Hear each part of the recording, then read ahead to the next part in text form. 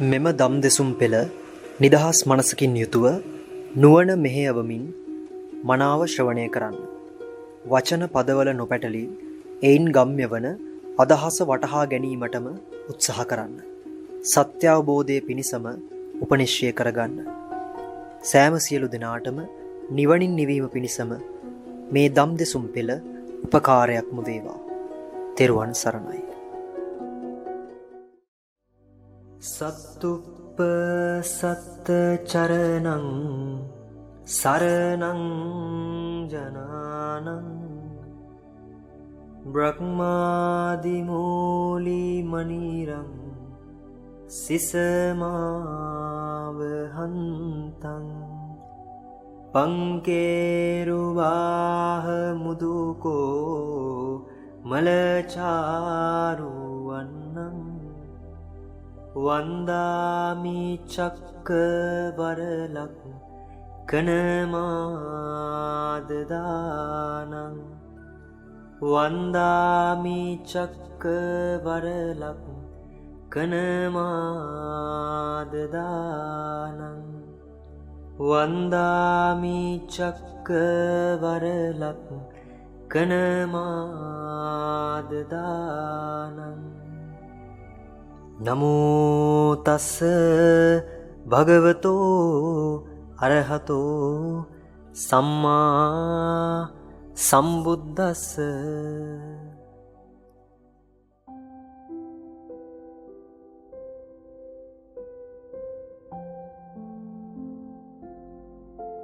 හොඳයි බියන්දිනා සියලුම සාදුකරයක් පවත්වන්නකෝ. හොඳයි මේ අපි උදේ කතා කරමින් හිටියේ අර මාළුව සහ සයුර සහ වෙරළි උපමාව. මම හිතනවා ඒක යම්කිසි කාරණාවක් තේරුම් යන්න ඇති කියන එක. දැන් ඒක මම තාඩියක් තහවුරු කරලා වෙන්න නැත්නම් බෑ. මෙතන මේ සිද්ධියේදී අර අපිට හැමෝටම ආපු ප්‍රශ්නේ දැන් මාළුව කොහොමද හාමුදුරනේ ගොඩේම දකින්නේ කියන සිද්ධිය. පැහැදිලි. අතරම මම ඒක කිව්වනේ අනිත් පැත්තයි මේකේ කතාව කියන එකනේ. ඒ කියන්නේ මේකේ මාළුකම සහ මාළුවා කියන එකත් මේ සයුර කියන එකත් ඒ සයුරේ තියෙන සමස්ත සිද්ධියම තේරෙන්නේ ගොඩේම දැක්කොත් කියන සිද්ධියේදී. හරි.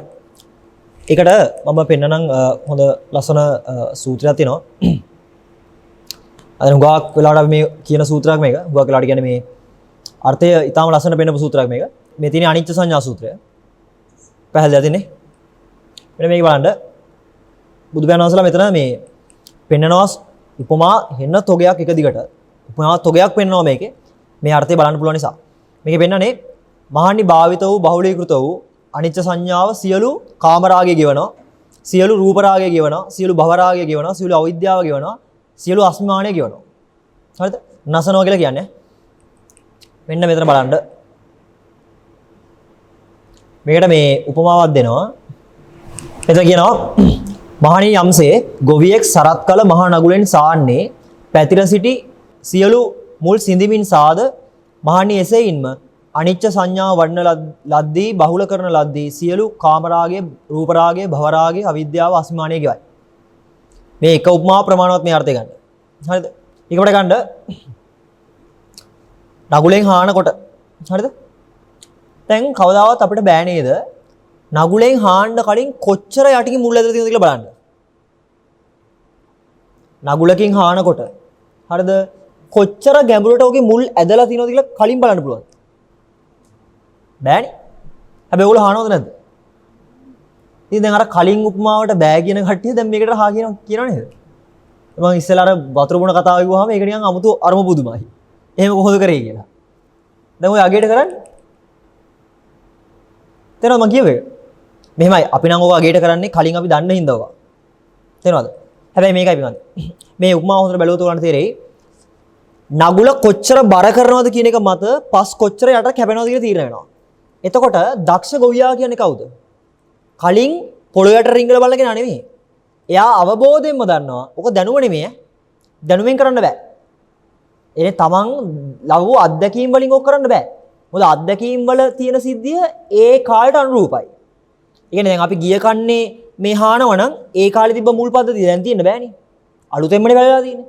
ඒතකොට එතන දැනුමට එහා ගියපු අත්දැකීමට එහා ගියපු ප්‍රඥාවක් වැඩ කරන්නේ. එතකොට තමයි අර නගුල කොච්චර තද කරනවද කියලා තේරෙන්නේ. පැහැදිලිද? එතකොට දැන් ඔය නගුල තද කරන්නේ කොච්චර බලයකින්ද කොච්චර මේක කැපෙනවද? ඕක අපිට එළිය නම් බලන් හිටියාම තේරෙන්නේ මහ කජ්ජන් නෙමෙයි කියලා. හැබැයි කරන්න ගියාම තේරෙනවා ඔය හිතන හැටියට ඒක ලේසි නෑ කියලා. හාන එක. වැල්. මෙහෙමයි නගුලක් දුන්නාම ඕන විදිහට හාන්න පුළුවන් ඕන කෙනෙක්ට. හැබැයි අර මුදුන් මුල සිඳලා හාන්න බෑ. වැල්. දැන් මම කිව්වා කලින් අත්දැකීම් සහ දැනුම කියන එක මෙතනට අදාළ වෙන්නේ නැහැ කියලා. අදාළ වෙන්නේ නැහැ කියන්නේ මේ සිද්ධියට ඒක ගන්න බෑ කියලා. හැබැයි මේ වෙලාවේ තමන් කරන කටයුත්ත උදෙසා අර කලින් ආපු අත්දැකීම් සහ ඒ තියෙන පන්නරය මේ වෙලාවට වටිනවා. තේරෙනවද? නැත්නම් දැන් නගුල අල්ලන්නවත් දන්නේ නැති මිනිස්සුන්ට මේක කරන්න බෑ කොහොමද? ඒතර නගුල අල්ලන්න තියෙන හුරුව ඒ ඔක්කොම ටික තේරෙනවා. හැබැයි පින්වන්දි මෙතන මම ආයෙ කියනවා නගුල කියන එකත් වල්පැල ටික ගැලවුණා කියන එකත් ඔය ඔක්කොම ඇත්තටම කලින් ඉඳන් දැනගන්න විදියක් නෑ මෙයා. පැහැදිලිද? මොකද කලින්ම නගුල දන්නවනේ එයා කලින්ම හාල ඉවර වෙච්ච කෙනෙක්. මං කියන සිද්ධිය තේරෙනවද කියලා මං හිතනවා. මෙයා තේරෙනවද බුදුහාමුදුරුවෝ ලස්සන මේක පෙන්නන සිද්ධිය? කෝසම්බිය සූත්‍රයේ කිව්වේ අතින්වත් අල්ලන්නේ නැතුව. හරිද? රැහැනකුත් එන්නේ කඹේකුත් නැහැ බාල්දියකුත් නැතුවම අර ලිඳේ තියෙන වතුරයි කියලා ප්‍රත්‍යක්ෂ වුණා කියලා. මේ බීලම නෙමෙයි ඈ. මේ වතුර බින්දුවක්වත් දශමයක්වත් බීලා නැහැ. අල්ලලවත් නැහැ. ඒ වගේම මෙතන මොකද්ද කියන්නේ දැන්? ඊට සමාන කියලා තේරෙන්නේ නැද්ද? නගුලෙන් හානවලු මොකද මේ කියන්නේ? පැතිර සිටි සියලු මුල් සිඳීම නිසාද? පැහැදිලිද? එතකොට මෙතන මුල් සිඳුනද කියලා බලන්න වෙන්නෙම හාල ඉවරනවම නෙමෙයි දන්දිව. ඒ කියන්නේ මොකද්ද? ගහන පාර හරියටම ගැහුවේ නැත්තම්. අපි කොච්චර අපි හිතමු එයා නගුල තද කරා කියලා ඇත්තටම තද කරන්න ඕන ප්‍රමාණයට වඩා අඩුවේ. එතකොටත් පැල ටික ගැලවෙනවනේ. එතකොට එයා හිතා ගන්නවා මම උපරිමයටම හැව කියලා. ඇයි දන්නේවත් නැහැ පොළොවට කොච්චර තියෙනවද කියලා. මම කියේ දෙනවද? එතන තියෙනවා සංකීර්ණකමක් ඈ. මම කියේ පැහැදිලි නම්. ඊට පස්සේ ආයි දෙවෙනි දා බුදුහාමුදුරුවෝ කියනවා මහණනි යම්සේ බුබුස්තන කපන්නේක් බුබුස්තන කපා අගින්ගෙන යටට සලාද පොළා පසික දමාද මහණෙනි එසේයින් භාවිත බහුලීකృత අනිච්ච සංඥාව සියලු කාමරාගේ ඒ ඊට පෙන්නලා සියල්ල නැසයි කියලා කියනවා. තනකොළ කපන එක අගින් කපන්න ඕනේ කියන සිද්ධිය අවබෝධ කෙනෙක් කපනවා මිසක නොදන්න කෙනාට තනකොළ කපන්න කිව්වොත් එහෙම කපන්නේ ආයි වැවෙන්න. පැහැදිලිද? මට මේ උපමා සියල්ල විස්තර ගන්න ඕන කමක් නැහැ. මේ පෙන්නන්නේ අර අපි කතා කරපු ලිඳේ උපමාවට අතිශයින්ම සමානයි මේ ටික. තේරෙනවද? ඒතර අපි කොච්චර හිතුවත් ඉන්න තැන ඉඳන් පුළුවන් බලන්න කියලා බෑ. Taman ඉන්නේ කොහෙද කියලා තීරණය වෙන්නේ දැක්කොත් තමයි හරියට. පැහැදිලිද? ඕකේ මෙන්න මේක ඊටාම ලස්සන උපමාවක් පොඩ්ඩක් බලන්න. මහණෙනි යම්සේ අඹ කැණක තුවට සිඳ කල්හි එහි යම් තුවටුවේහි බැඳුනේ අඹ වේ නම් ඒ සියල්ල ඒ අනුව පවත්නේ පතනේ වේද මහණනි එසේයින් අනිත්‍ය සංඥාව දන්න කෙනාට සියල්ලෙන් ගැලවෙනවා කියලා කියන්නේ. මේ තුවට කියන්නේ නැට්ටට. මේ නොකිය බුදුහාමුදුරු පෙන්නන්නේ මොකද දන්නවද? අඹ ගහක අඹ වල්ලක් තියෙනවා. මේ අඹ වල්ල ගලවන්න ඕන නම් කපන්න ඕන නම් කඩන්න ඕන නම් කොතනින්ද සිඳින්න ඕනේ අහනවා. තේරෙනවද? කෙලින්ම අඹ වල්ලේ නැට්ටට ගහන්න ඕනේ. මම කියන්නේ මේ ඔක අපිට කියද්දි හිතනවා පුළුවන් තමයි කියලා. අලුතෙන්ම අඹ වල්ලක් හැදිච්ච ගහ කැරට ගියාම අපිට පේන්නේ අඹ නටුවද අඹද? අපිට මෙහෙම බැලුවම පේන්නේ අඹ ගෙඩි. එතකොට අපිට බලෙන්වත් බලන්න බෑ අඹ නට්ට කොහෙද තියෙන්නේ කියලා. ඒක පොල්ලක් අරගෙන මුළු වල්ලම වට්ටන්න ගහනවා නම් තේරෙන්නද එයාට ඇහැටවත් නොපෙනෙච්ච සීමාව ගැන අදහස වෙලා කියලා. මම කියන්නේ තේරෙනවද? මේක කරනවා කියන එක එහෙම ලේසි නෑ හොඳ. තේරෙනවද? ඒ කියන්නේ දැන් හිතන්න පුළුවන් මේ අපි කට්ටිය අපිට හිතන්න පුළුවන් උග මහා කජ්ජක්කයක් පැත්තකට ගිහලා බැලුවා නම් පේනවනේ නට්ට කියලා. එහෙම එකක් නෙමෙයි කියන්නේ. අපි පැත්තකට කොච්චර ගියත් අර නටුවේ මුල හොයන්න බෑ. පැහැදිලි. අපි කලින් දැකලා තියෙන නටුව අනුව අපි හිතනවා මේකෙත් මෙහෙම එකක් ඇති කියලා. තේරෙනවද මම කියන එක? මම කිව්ව අදහස පැහැදිලි නම් අපි කොහෙන් බැලුවත් අපිට හම්බෙන්නේ අඹ ගෙඩි. මම කිව්ව එක හරියද කියන්නේ? නෑ මම කිව්ව එකේ මානි පැතරේවා. අපිට කොහෙන් ගියත් අපිට අපි හිතන් ඉන්නවා හම්බෙන්නේ අඹ ගෙඩි කියලා. ඇත්තටම අඹ ගෙඩි කියන එක අහුවෙන්නේ නට්ටට ගැහුවොත්. ඒ තාක් අපි හිතන් ඉන්න එකක් ඔය කියන්නේ. තේරෙනවද? දැන් අපිට හිතනවානේ ඔව් අඹ නටුව නම් පේන්නේ අඹ ගෙඩි පේනවා කියලා. මේ මොකක්ද විතර කියන්නේ? ඒ නටුවට බැඳුණු අඹ වේ නම් ඒ සියල්ල අර නටුව හරහා යන්නේ. එහෙනම් ඇත්තට මොකද්ද? නටුව තමයි ඔගේ ප්‍රධාන. නටුව නිසාමයි අඹ වල්ල හැදෙන්නේ. අපි හිතනවා අඹ වල්ල අරගෙන නටුව හිතන්න පුළුවන් කියලා. ඒක වැරදි ඈ. කියන්නේ මොකද්ද? අපි හිතනවා අපි දන්න දුක දැනගෙන ඒ දුක නොවන තැන තමයි නිවන කියලා. අර මගේ මාළුවත් කියන්නේ වතුර නැත්නම් තමයි ගොඩබිම කියලා. ඒ සිද්ධිය කරන්න බෑ මේක. කරවලද? ඊළඟට ලස්සනයි. මෙන්න මේකත් කියන්නේ එහෙමයි. මහන්නි කුළුගේක යම්කිසි ගොනස්නු හෙද්ද ඒ සියල්ලෝ කැණිමඩලට ගියාහු. කැණිමඩලට නැමුණාහු. කැණිමඩල අනුව පැදලා සිටිනාහු වෙද්ද කැණිමඩල උන්ට අග්‍රයයි කියනු ලැබේ. ඒ කියන්නේ අපින් අසල්ල මම උදාහරණයක් ගෙනාවොත් දැන් මුදුන් කැණිමඩල දානවනේ අර සියලු පරාල ගෙනලා හයි කරන්නේ. එතකොට කෙනෙක් ඔය පරාල වල තියෙන ප්‍රශ්නෙන් අයින් වෙන්න. අර තියෙන පරාල කඩ ගියා කියලා කවදාවත් ඔක බිඳිනවද? නැහැ. පරාල ගැලෙව්වා කියලා හරියන්නේ නැහැ. කැණිමඩලට ගැහුවොත් පරාල නිකම්ම ගැලවෙනවා. තේරෙනවද?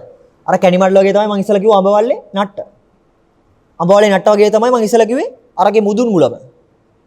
තේරෙනවද? උපමාව වෙනස් විදිහට ලස්සනට පෙන්නලා තියෙනවා ප්‍රායෝගිකව. අදහස ගන්න ඕනේ හින්දා. එතකොට මෙතන මේ නොකිය මොකද්ද කියන්නේ? කැණිමඩලම දැකගත යුතුයි. මං අහන්නේ කැණිමඩල උඩ හිටගෙන කැණිමඩල බලන්න පුළුවන්ද? බෑ. ඒක හරිය මොන වගේද? මාළුවා කියලා දන්නේ නැහැ. අර අන්තිම මේ වතුර බිඳුවට ඇවිල්ලා මහ මුද්දියා බලන් ඉන්නවා. ඒත් අහුවෙන්නේ නැහනේ. මං කිව්ව මතක නේද? එනේ මහ මුහුදේ අවසාන වතුර බිඳුවේ හිටපු මාළුවටවත් සමස්ත මුහුද හම්බෙන්නේ නැහැ. සිද්ධිය බැලද? ඔන්න ඔය අර්ථය තමයි මෙන්න මේක කියන්නේ. හරිද? මේ සූත්‍රය තාම ලස්සනට පෙන්නනවා මේ කියන්නේ උපමා ගොඩක් අරන් බුදුහාමුදුරු කියනවා. හඳ ගැන කියනවා, මේ සක්විති රජ ගැන අරන් කියනවා. ඒ හැමතැනම කියන්නේ මොකද්ද? අග්‍රයි කියන තැනටම ගැහුවේ නැත්තම්. ප්‍රධානයි කියන තැනටම ගැහුවේ නැත්තම්. යුද්ධේ මර්මස්ථානට ගැහුවේ නැත්තම් ගලවන්න බෑ. තේරෙනවද? යුද්ධයක් කරනකොට සෙබළු හැමතිස්සෙම කරන්නේ හතුරන්ව විනාශ කරන් යන එකම නෙමෙයි. ඒගොල්ලෝ ඉස්සරහට ඇදෙන්නේ ඒගොල්ලන්ව මෙහෙවන තැන කුඩු පට්ටම් කරලා දාන්න. මොකද කොච්චර බ්ලාස්ට් කරන් ගියත් වැඩක් නැහැ. අතනින් දිගට එනවා. ඔය දැකලා දන්නේ නැහැ. සමහරට අර මේ මුහුදෙන් යාත්‍රා ඇවිල්ලා ගොඩබිම ආක්‍රමණය කරන්න හදනකොට ඒගොල්ලෝ ගොඩබිමට නිකන් ඉදලා ගහ ගන්න පටන් ගන්න නැහැ. තේරෙනවද? ගොඩබිමේ ඉන්න මිනිස්සු කරන්නේ ඈත ඉඳන්ම ඒ නැව් වලටම ගහනවා. ඇයි ඒ? නැව් ටික ගිනිපත් කරොත් ආයේ කුට්ටි පිටින්ම හතුරා ඉවරයි. හැබැයි ගොඩබිමට ආවම මං කූඹිරැළ ව්‍යාප්ත වුණා වගේ හොයන්න වෙන්නේ. තේරෙනවද සිතේ? ඒකයි මෙතන කියන්නේ පටන් ගන්න තැනටම ගහන්න දක්ෂතාවය තියෙන්න ඕනේ කියන්නේ. තේරෙනවද? හරි. ඊට පස්සේ මම අර කියපු කින්දිටික සූත්‍රය. මට හිතුණා මේක පෙන්වන්න එක හොඳයි කියන එක. මෙන්න මේක. මම ඉස්සලා කිව්වා වගේ මේ බමුණෝ නැත්තම් මේ හිටපු අන්‍ය පරිබ්‍රාජකයෝ ඒගොල්ලන්ගේ දෘෂ්ටි ගැන කියනවා. ඒ දෘෂ්ටි ගැන කියනකොට සිටුතුමා ඒ දෘෂ්ටි වල තියෙන වැරද්ද පෙන්නනවා. වැරද්ද පෙන්නුවට පස්සේ මෙන්න මෙහෙමයි වෙන්නේ. මේ කිසිවක් භූත සංකත කල්පිත පටිසමුප්පන්න වේද? එය අනිච්චයි. එය අනිච්චද? එය දුකයි. යම් කිසිවක් භූතතෝ ඒ කියන්නේ අර භූතං සංකතං පටිසමුප්පන්න කියලා හදිනවා මචං. භූත කියන්නේ සැකසුණා කියන ස්වභාවය. ඒ කියන්නේ හටගත් බව. භූත කියන්නේ හටගත් බව වගේ එකක්. හරිද? සංස්කෘත කියලා කියන්නේ මේ pāli වචනේ. ඒකේ පාලිය තමයි සංකත. සංකතය හදිනවනේ. අසංගත සංකත කියලා මම උදේ කිව්වේ. ඊට පස්සේ මෙතන අදහස මම කිව්වොත් යම් කිසිවක් භූත සංකත කල්පිත පටිසමුප්පන්න වේද? එය අනිච්චයි දුක්ඛයි. එයට ආයුෂ්මතුන් ඇලිලා ඉන්නේ කියලා කියන්නේ. දැන් මේ සිරිතුමා කියනවා ඔය ඔක්කොම ටික සංකතයිනේ, පටිසමුප්පන්නයිනේ, භූතයිනේ.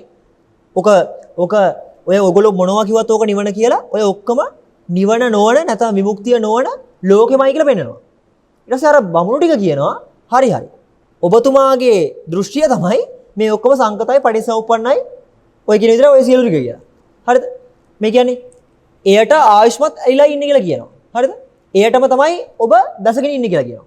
බටුවේ කියන්නේ බැහැගෙන ඉන්නවා කියන්නේ. හරිද? ඊට පස්සේ මෙන්න මෙහෙමයි කියන්නේ. මෙසේ කී කල්හි ඒ පිරිවැජියෝ අනේපිඩු ගැහැවිට තෙල කීහ. කියන්නේ අර සියලු බමුණන්ගේ දෘෂ්ටිය සංකතයි පටිසමුප්පන්නයි කය ධම්මයි වාය ධම්මයි ඔය කියන විදිහට මේ සිරිතුමා පැහැදිලි කරලා දෙනවා. ඊට පස්සේ මේ බමුණු ටික අහනවා ඔබගේ දෘෂ්ටිය මොකද්ද කියලා. ඒතර කියනවා මෙන්න මේක. මම යම් කිසිවක් භූතද සංකතද කල්පිතද පටිසමුප්පන්නද එය අනිච්ච වේ බව දන්නවා. අනිච්චද එය දුක වේ බව දන්නවා. යමක් දුක්ඛ වේ නම් එය මාගේ නොවේයි, මම නොවේයි, මාගේ ආත්මය නොවේ යන මේ බඳු දෘෂ්ටි ඇති එක්මයි කියලා කියනවා. මෙන්න මෙතනයි ඊට පස්සේ එන අර්ථය. දැන් මොකද කිව්වේ? එවැනි දෘෂ්ටියක් ඇතියෙන් කියලා කියන්නේ. දැන් කියනවා ගෘහපතිය යම් කිසිවක් භූත සංකත කල්පිත පටිච්චසමුප්පන්න වේ නම් ඒ අනිත්‍ය වෙයි. යමක් අනිත්‍ය වේ නම් එය දුක වෙයි. යමක් දුක වේ නම් ගෘහපතිය තෝ එයටම ඇලුනේහි. ගෘහපතිය තෝ එයටම බටුවි කියලා කියනවා. දැන් අර තමන්ගේ ගෙම අනිත් පැත්තට ගහනවා දැන්. හරිද? ඊට පස්සේ මෙන්න මෙතන කියනවා. හරිද?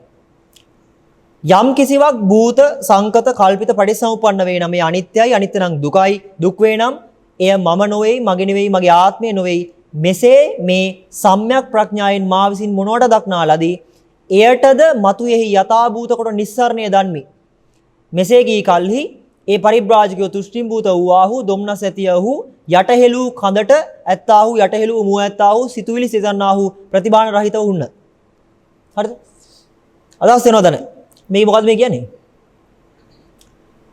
යම් කිසිවක් අනිච්චද දුක්ඛද මම නොවේයි මගේ නොවේයි මගේ ආත්මය නොවේයි කියන එක මම සම්‍යක් ප්‍රඥාවෙන් දන්නවා ඊට පස්සේ මෙතන මොකද්ද කියන්නේ මෙසේ මේ සම්‍යක් ප්‍රඥාවෙන් මා විසින් මොනවට දක්නා ලදී එයටද ඒ සම්‍යක් ප්‍රඥාවෙන් දැකපු දෙයටද මතුයෙහි යථාභූත කොට නිස්සරණය දනිමි එයින්ද නිස්සරණය මම දන්නවා කියලා කියන්නේ තේරුණාද කතාව සම්‍යක් ප්‍රඥාවෙන්ම දන්නවා.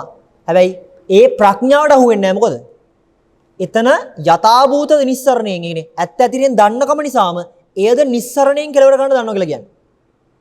තේරුණාද? එතකොට ප්‍රඥාවද කෙලවර ගන්න පුළුවන්. තේරුණාද? ඔන්න ඒක තමයි ඒකේ ස්වභාවය ඈ. ඒතකොට ඉතින් එහෙම කිව්වහම අර කට්ටියට උත්තර නැතුණා කියලා කියන්නේ. හරිද?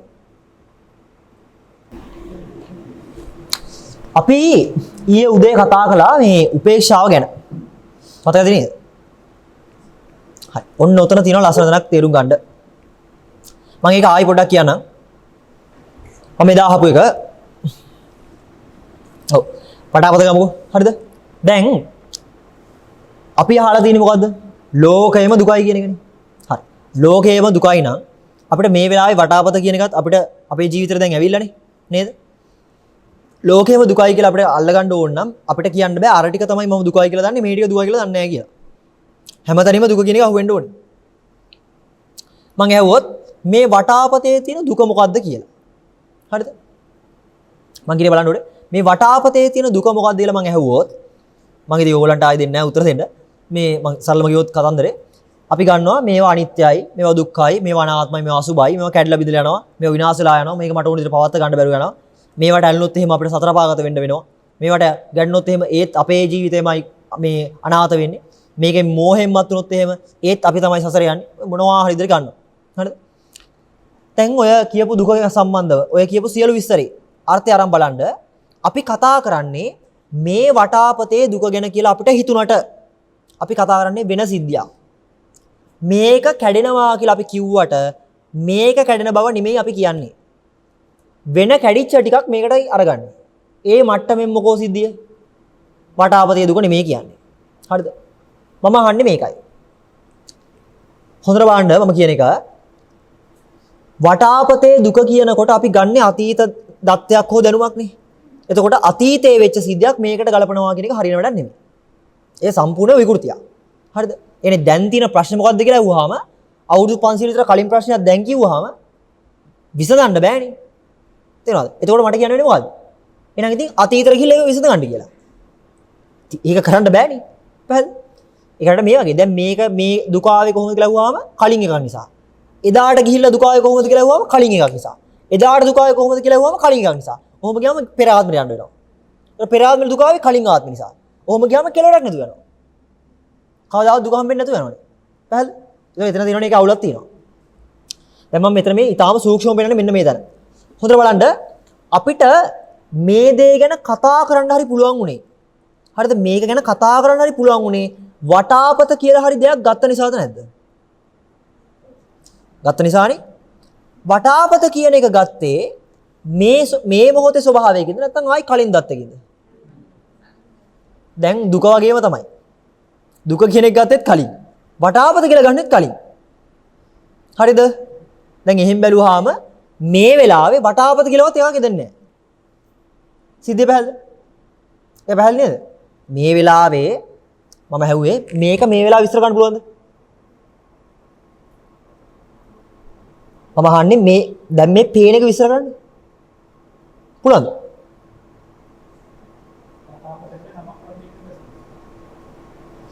බෑ අරඩි දෙයි මේක වටාපතක් මේ වෙන්නනේ හඳුරු කියලා. හරි. මම අහන්නේ වටාපත කියන එක විස්තර ගන්නේ මේ වෙලාවෙන්ද නැත්නම් කලින් දන්න දෙයකින්ද? ඒතර දැන් වටාපත විතරයි එල්ලෙන්න තිබ්බේ. ඒ වෙලත් ඉවරයි. හරිද? මම අහන්නේ දැන් මේ මොහොත විස්තර ගන්න පුළුවන්ද කියන එක. මොකද?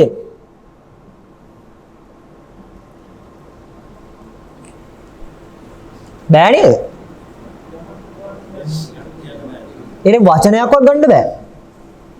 ඒ කියන්නේ මෙහෙමයි මම කියන්නේ මේ හිතේ තියෙන විස්තරයක් ඒක කටින් කියන්න බෑ කියලා නෙමෙයි ඈ. හිතට විස්තරයක්වත් ගන්න බෑ. තේරෙනවද? අපිට හිතෙනවා ඔන්න ඔය සිද්ධිය තමයි හිස් බව කියලා. හරිද? හැබැයි හමු වීම කියන එක පවතිනවා. විස්තර විග්‍රහ නැහැ. හමු වීම එසේමයි. තේරෙනවද? මම මේකට එන්නේ මේ හිමින් පොඩ්ඩක් මේකේ තැන පෙන්න ගන්න. හරිද? මට ඕගොල්ලෝ මම ඕක ඊයේත් ඇහුවා මම ආයෙ අහන්නේ මේ තැනට ගේන්න ඕන හින්දා මට ඕගොල්ලෝ උපේක්ෂාව කියන එක විස්තර කරන්න. දැන් ඉතින් ඇලීම ගැටීමෙන් තොර තැන කියලා කියන්න එපා ඈ. ඇයි ඇලීම ගැටීමෙන් තොර තැන කියලා කියන්නේ මොකද්ද?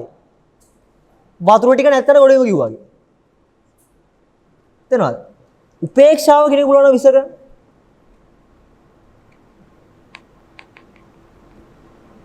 මධ්‍යස්ථ බව මම කියන දෙනවද? ඒ උදාහරණයක් මම කියන්නම්. අපි හැමෝම ඉපදෙනකොටම අන්ධයි නම්. හරිද? අපි හැමෝම ඉපදෙනකොටම අන්ධයි නම්. අන්ධයි කියලා දෙයක් ලෝකේ පවතිනවද නැද්ද? නෑ නේ. ඉපදෙනකොට අපි හැමෝම අන්ධ නම්. හරිද? මට නිකන් හිතනද මම විතරයි අන්ධ. අනේ මේ අනිත් හැමෝමත් අන්ධ. එහෙම හිතනවද? නෑ අන්ධ බව කියන නිර්වචනයවත් ලෝකෙට පවතින්න බෑ. මම අහන්නේ මේකයි. දැන් ඒ වගේ ලෝකෙක අන්ධ බව ගැන හිතන්නවත් බෑ නේද? සිද්ධ වෙල්ද? ඒ කියන්නේ මේ ලෝකේ තියෙන්නේ ඇටේරියා ගස් විතර නම්. මේ ලෝකේ තියෙන්නේ ඇටේරියා ගස් විතර නම් මේවා ඇටේරියා ගස් කියලා කියන්න පුළුවන්ද? බෑ නේද? බෑමයි නේද? ඒතර තේරෙනවද? ඇටේරියා කියලාවත් දෙන්නේ නැහැ.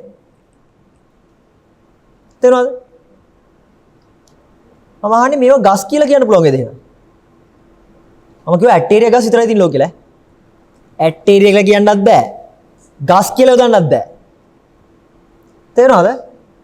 සිද්ධිය තේරෙනවද? මම අර ඊයේ කියපු උදාහරණ කිව්වොත් අපි හැමෝම එක උසනවා. ඔයා මගේ උස කියලා කියන්න පුළුවන්ද? බෑ. මේ අදහස් දෙනව නේද? සියල්ලෙන් සියල්ල සමානයි නම් සමානාත්මතාවය ගැන කතා කරන්න බෑ. පැහැදිලිද? ඒකෙම තේරෙන්නේ නැද්ද? අපි සමානාත්මතාවය කතා කරන්නේ මේයි. විෂමතාවයේ තියෙන හින්දා. තේරෙනවද? සමානාත්මතාවයේ ලෝකෙ තිබුණාම විෂමතාවය ගැන කතා කරන්න බෑ. සමානාත්මය විතර නම් ලෝකෙ පවතින්නේ සමානාත්මතාවය ගැනවත් කියවන්න බෑ. තේරෙනවද? මම අහන්නේ මේකයි. අපි හැමෝම අන්ධයි කියලා ගන්න. හරිද? අපිට අන්ධ බව ගැනවත් අදහසක් නැහැ තමයි. ඒකෙන් කියන්නේ අන්ධ බව කියන එක නැහැ කියලාද? මේ ලෝකේ කාටවත් අන්ධ බවට නිර්වචන නැහැ තමයි. ඒකෙන් අදහස් වෙන්නේ අන්ධ බව කියලා එකක් ලෝකේ නැහැ කියලාද? පවතිනවා කාටවත් අල්ලන්න බෑ. තේරුණාද? ඇටේරියා ගස් විතරයි තියෙන්නේ. එහෙමයි ඒ ජීවත් වෙන මිනිසුන්ට ඇටේරියාද ගස්ද අදාළවත් නැහැ. තේරෙන්නේවත්. ඒකේ තේරුම ඇටේරියා ගස් කියන එක ශුන්‍යයි කියන එක නෙමෙයි නේද? ගස් ටික පවතිනවා. අදහසක්වත් ගන්න බෑ. තේරෙනවද? හොඳට බලන්න අපේ ජීවිතවල. හරිද? අපි මේකට හුඟක් ඇලිලා කියලා අපිට හිතෙන්නේ අපි ගැටිච්ච දේවල් එක්ක තියෙන සංසන්දනය. තේරෙනවද? එනේ මං මෙයාට හුඟක් ආදරෙන් මං ඉන්නවා කියලා හිතන්නේ ඇයි? කලින් ගහගත්ත නිසා. හරිද? මම මේ කාලේ මෙයාත් එක්ක රණ්ඩු වෙනවා කියලා හිතන්නේ ඇයි? කලින් ආදරෙන් හිටපු නිසා. මං අහන්නේ පාර යනකොට ඔය පාර දිහා තාප දැකම කියනද මම මෙයාට හුඟක් ආදරේ වෙලා කියලා. හිතෙන්නේ නැහනේ. හරිද? එක පාට හිතනද මේ තාප්පෙට නම් දෙන්න ඕනේ කියලා. එහෙම හිතනවද? එහෙම හිතෙන්නේ නැහැ. ඇයි ඒ? ඇලීම ගැටීම කියන එක තාප්පේ සම්බන්ධ අපේ ජීවිතේ යෙදිලම නැහැ. තේරුණා මං කියන එක? දැන් මං අහන්නේ මෙහෙමයි. දැන් පාරේනකොට අහස දිහා බලලා හිතනවද? අනේ අද අහස හරිය ලස්සනයි. මං අද හුඟක් ඔයාලට කැමති කියලා හිතනවද? නෑ. එක පාට හිතනවද? ඔබ නම් අද මා මුස්පේන්තු පාටයි. එහෙම හිතෙන්නේ නැහැ හොඳේ. මම මේ කියන්නේ මේ අහස දිහා බලන් ඉන්න මිනිස්සු කියන්නේ මේ අපේ ජීවිතේ ඈ. මොකද අහසරත් සමහර මිනිස්සුන්ට ඇලීම ගැටීම තියෙනවා. මම ඒක නෙමෙයි මම මේ කියන්නේ පොදුවේ.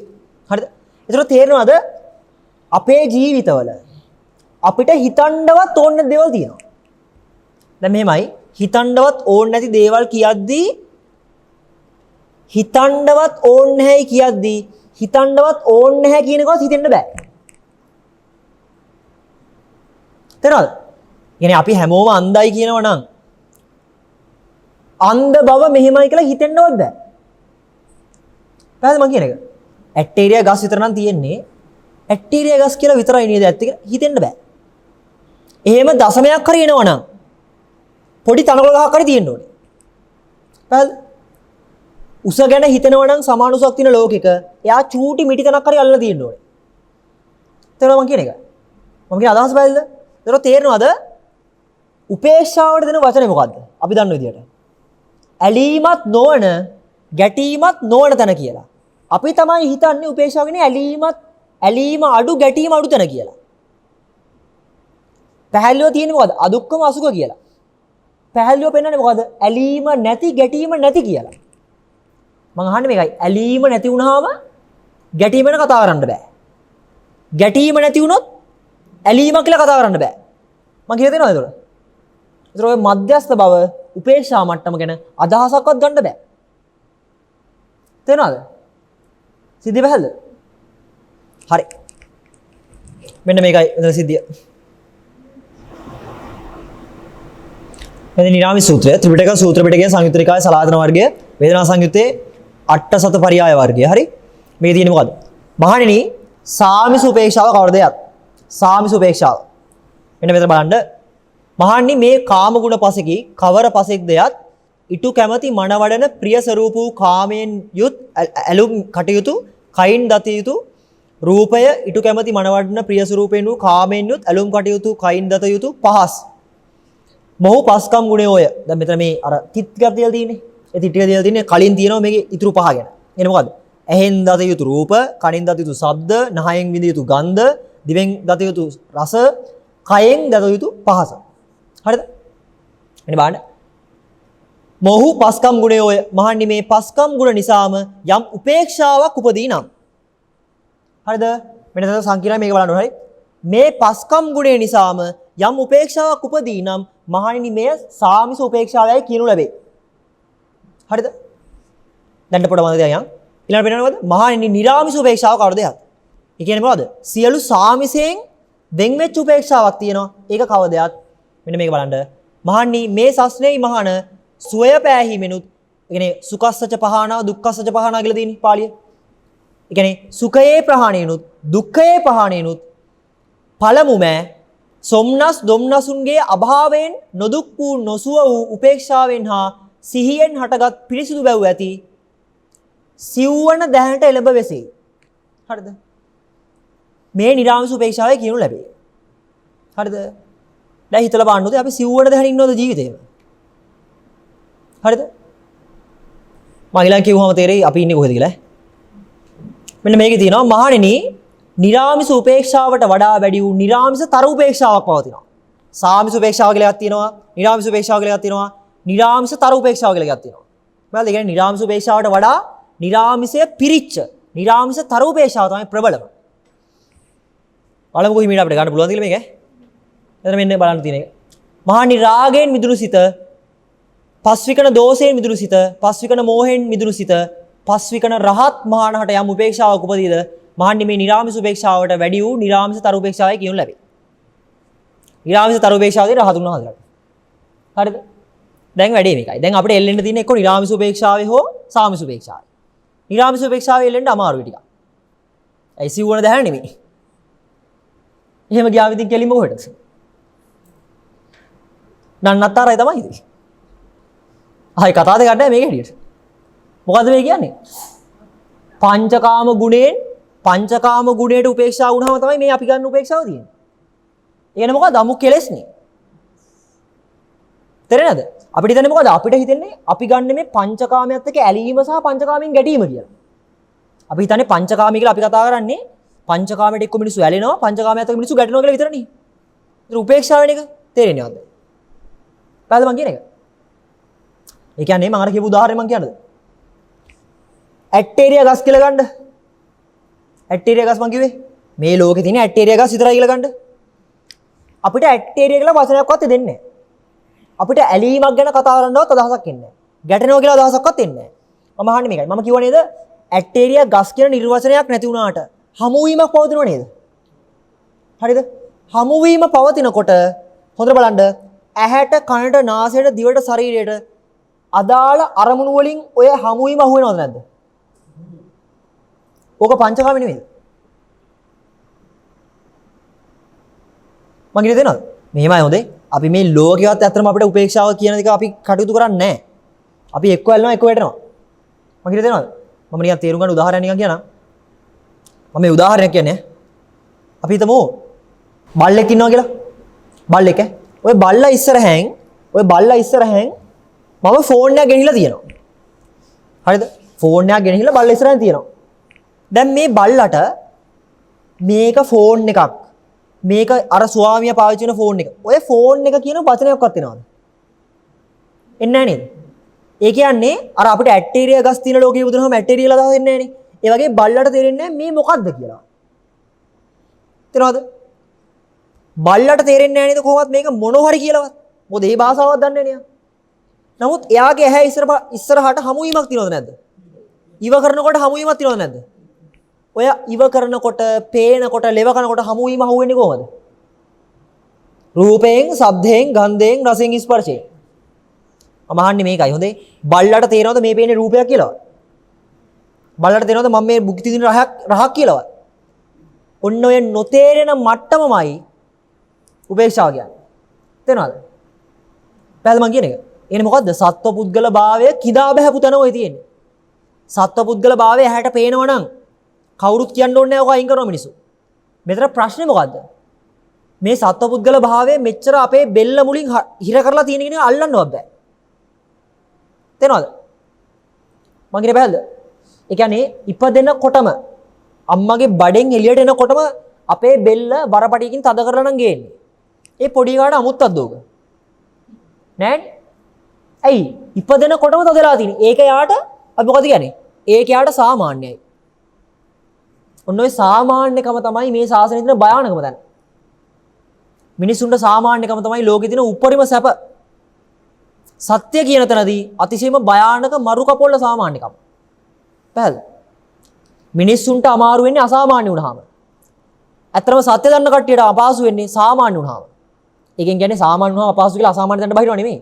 සාමාන්‍ය කමම ලොකු අවුලක් කියලා දන්න උතුමන් වහන්සේලා අසාමාන්‍ය වෙන්නෙම නෑ කොහොමද? ඇයි ඒ? අසාමාන්‍යයි කියන්නේ කොහොමද පල්ලෙහා. තේරුණා මං කියන එක? තේරුණාද මේකේ උපේක්ෂාව දිවෙන තැන? නේද මං කියන එක? ඒ හින්දා තමයි ඔය භාවනාව එහෙම වඩන්න කියන්නේ නිකමට නෙමෙයි. මොකද නිරාමිස උපේක්ෂාවට හරිපත් වෙන්න පුළුවන් හැකියාව තියෙනවා කියන්නේ මාර ශ්‍රේෂ්ඨයි. තේරුණාද? මොකද මේ නිරාමිස උපේක්ෂාව ගන්න සාමාන්‍යයෙන් බෑ. මේ පළවෙනි ධ්‍යාන නෙමෙයි කියන්නේ. දෙක නෙමෙයි කියන්නේ. මේ තුනක් නෙමෙයි කියන්නේ. චතුර්ථ ධ්‍යාන නෙමෙයි කියන්නේ. පැහැදිලි මං කියන්නේ. හැබැයි මේකයි. සාමිස, ඒ කියන්නේ පංචකාමයට එක්ක උපේක්ෂාවෙන් ඉන්නවට වඩා චතුර්ථ ධ්‍යානයේ තියෙන උපේක්ෂාව වටිනවා තමයි. හැබැයි ඒකත් ඉන්න තාක් විතරයි. ඊට පස්සේ ආයි පල්ලම් බැස ගමන් ආයි සාමිසයි. තේරෙනවද? සිද්ධ බැලද? ඒකයි මේකේ භයානකම. හරිද? ඒතර මෙතන ඇත්තම නිරාමිස තරතරට වෙන්න ඕනේ. එහෙම වෙන්න නම්, කියන්නේ රහත් වෙන්න නම් මොකද්ද වෙන්න ඕනේ? සත්‍ය අවබෝධයට ගන්න වෙනවා. පැහැදිලිද? ඒ සත්‍ය අවබෝධය තමයි බුදු පියාණන් වහන්සේ හැමදාම අගය කරේ. දෘෂ්ටිය පිරිසුදු කර ගැනීමමයි මහණෙනි සියලු සසර දුක කෙලවර වෙන්නේ කියලා පෙන්නන්නේ හින්දා. පැහැදිලිද? හරි.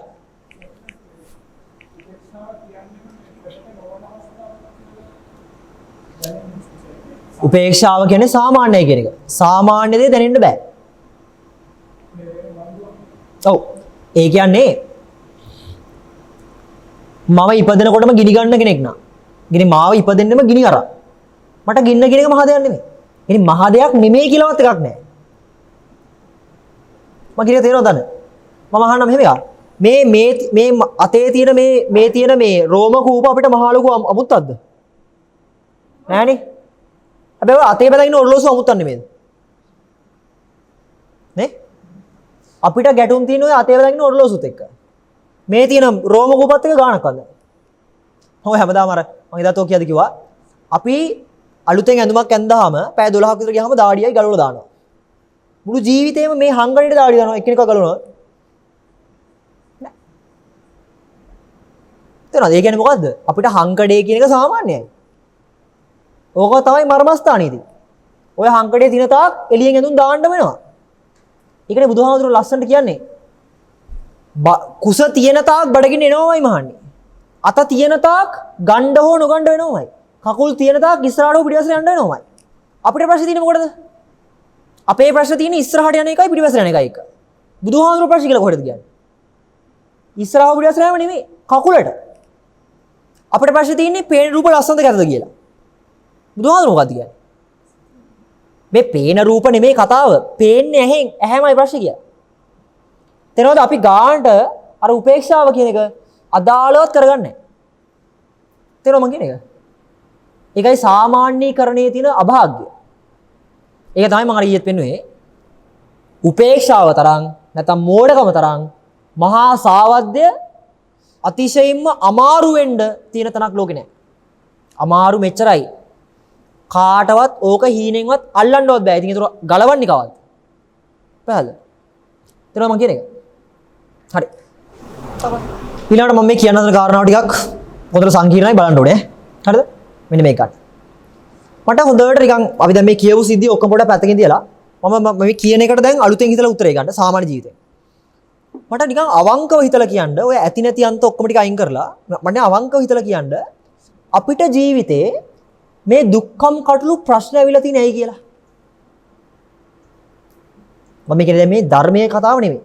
මම කියන්නේ ඕගොල්ලන්ගේ සාමාන්‍ය ජීවිතේ දුකෙන් නිදහස් වෙන මාර්ගයක් හොයනවනේ.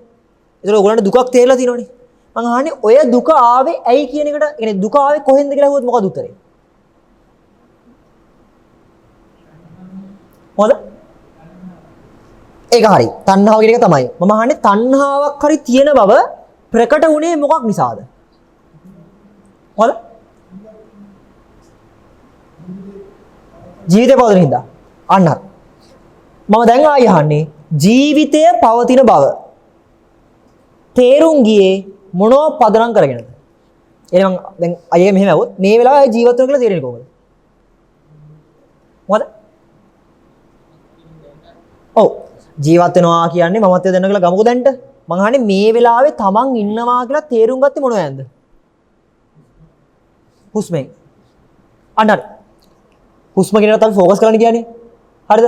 නිකන් සරලව ගත්තම තේරෙන්නේ නැද්ද? මේ කියන දේ ඇහෙනවා. මේ තියෙන රූපේ පේනවා. ওই දෙක ප්‍රධානයි නේද? දැන් හොඳට බලන්න සාකි ටික. අපි එහෙ මෙහෙ වටේ ගියාට අපි ජීවත් වෙනවා කියලා අපිට තියෙන සාකි ටික මොනවද? රූපයයි සද්දයයි. මේ වෙලාවට ගත්තොත්. හරිද? මම දැන් පොඩ්ඩක් තව තීව්‍ර කරනවා. රූපයයි සද්දයයි මට පේනවා මට ඇහෙනවා කියලා තේරෙන්නේ කොහොමද?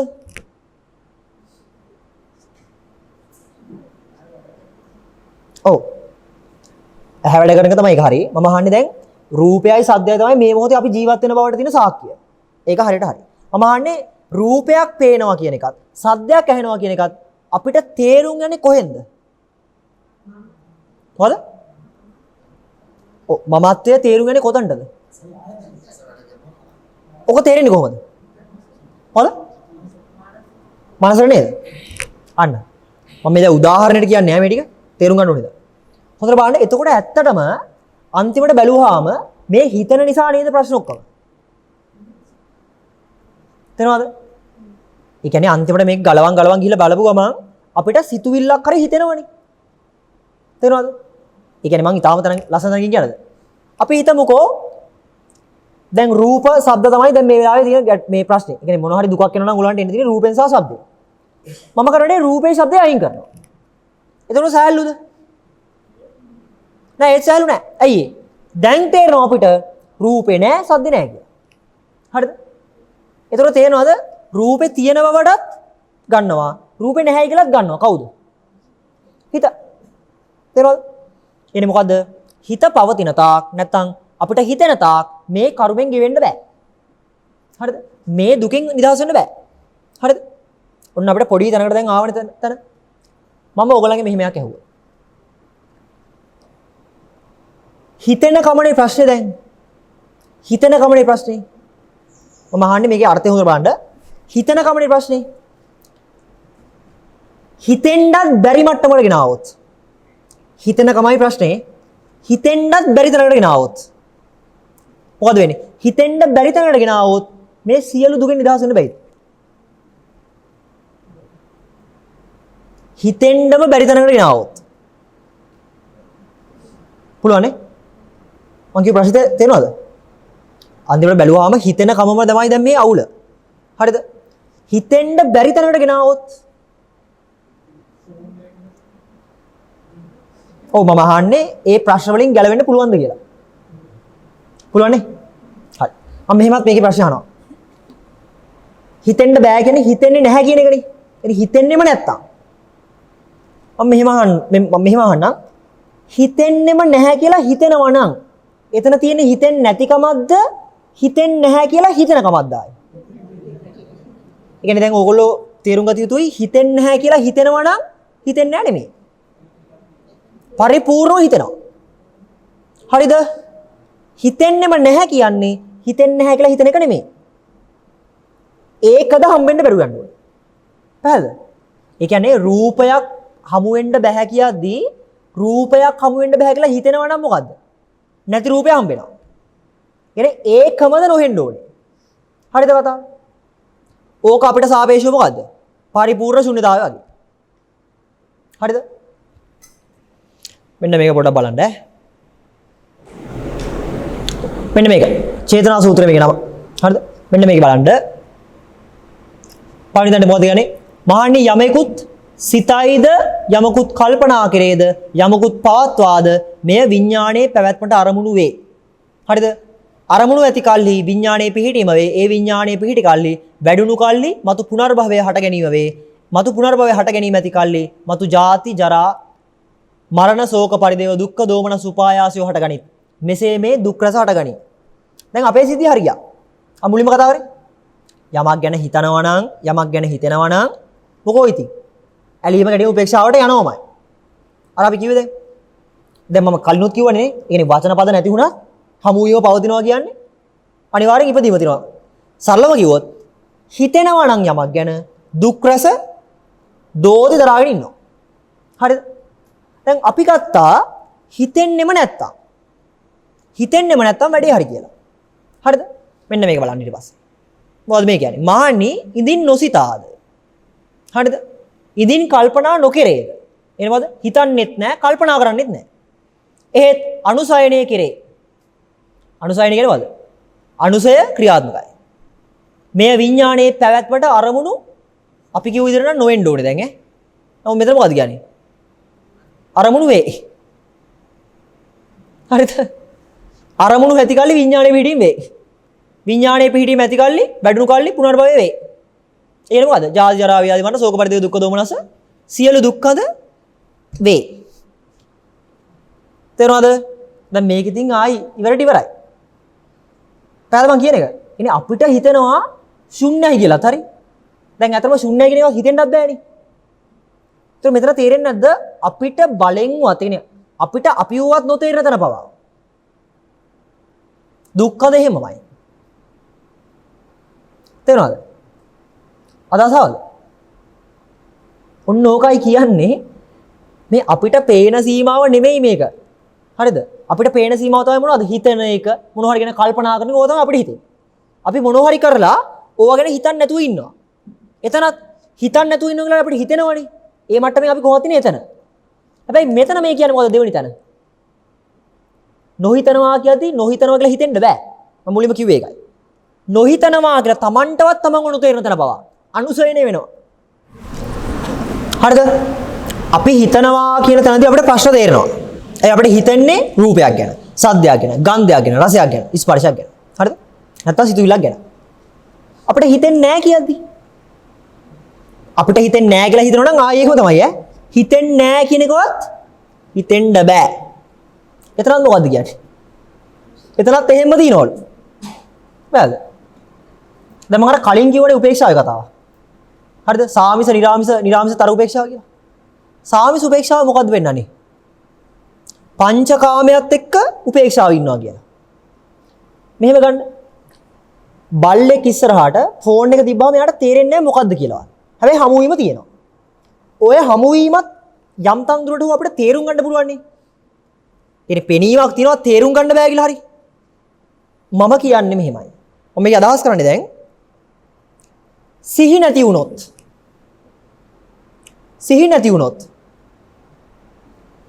බල්ලා සිහි නැතුණා කියන්නේ. එතකොට එයාට ඇහැ ඉස්සරහා දෙයක් තියෙනවා කියලාවත් අහුවෙන්නේ නැහැ. එතකොට මොකෝ වෙන්නේ? එතකොට එතන නිරාමිස තර උපේක්ෂාවක් වෙනවද? නිරාමිස උපේක්ෂාවක් වෙනවද? ඈ? නෑ හොඳ. උපරිම සාමිසයි. ඇයි ඒ?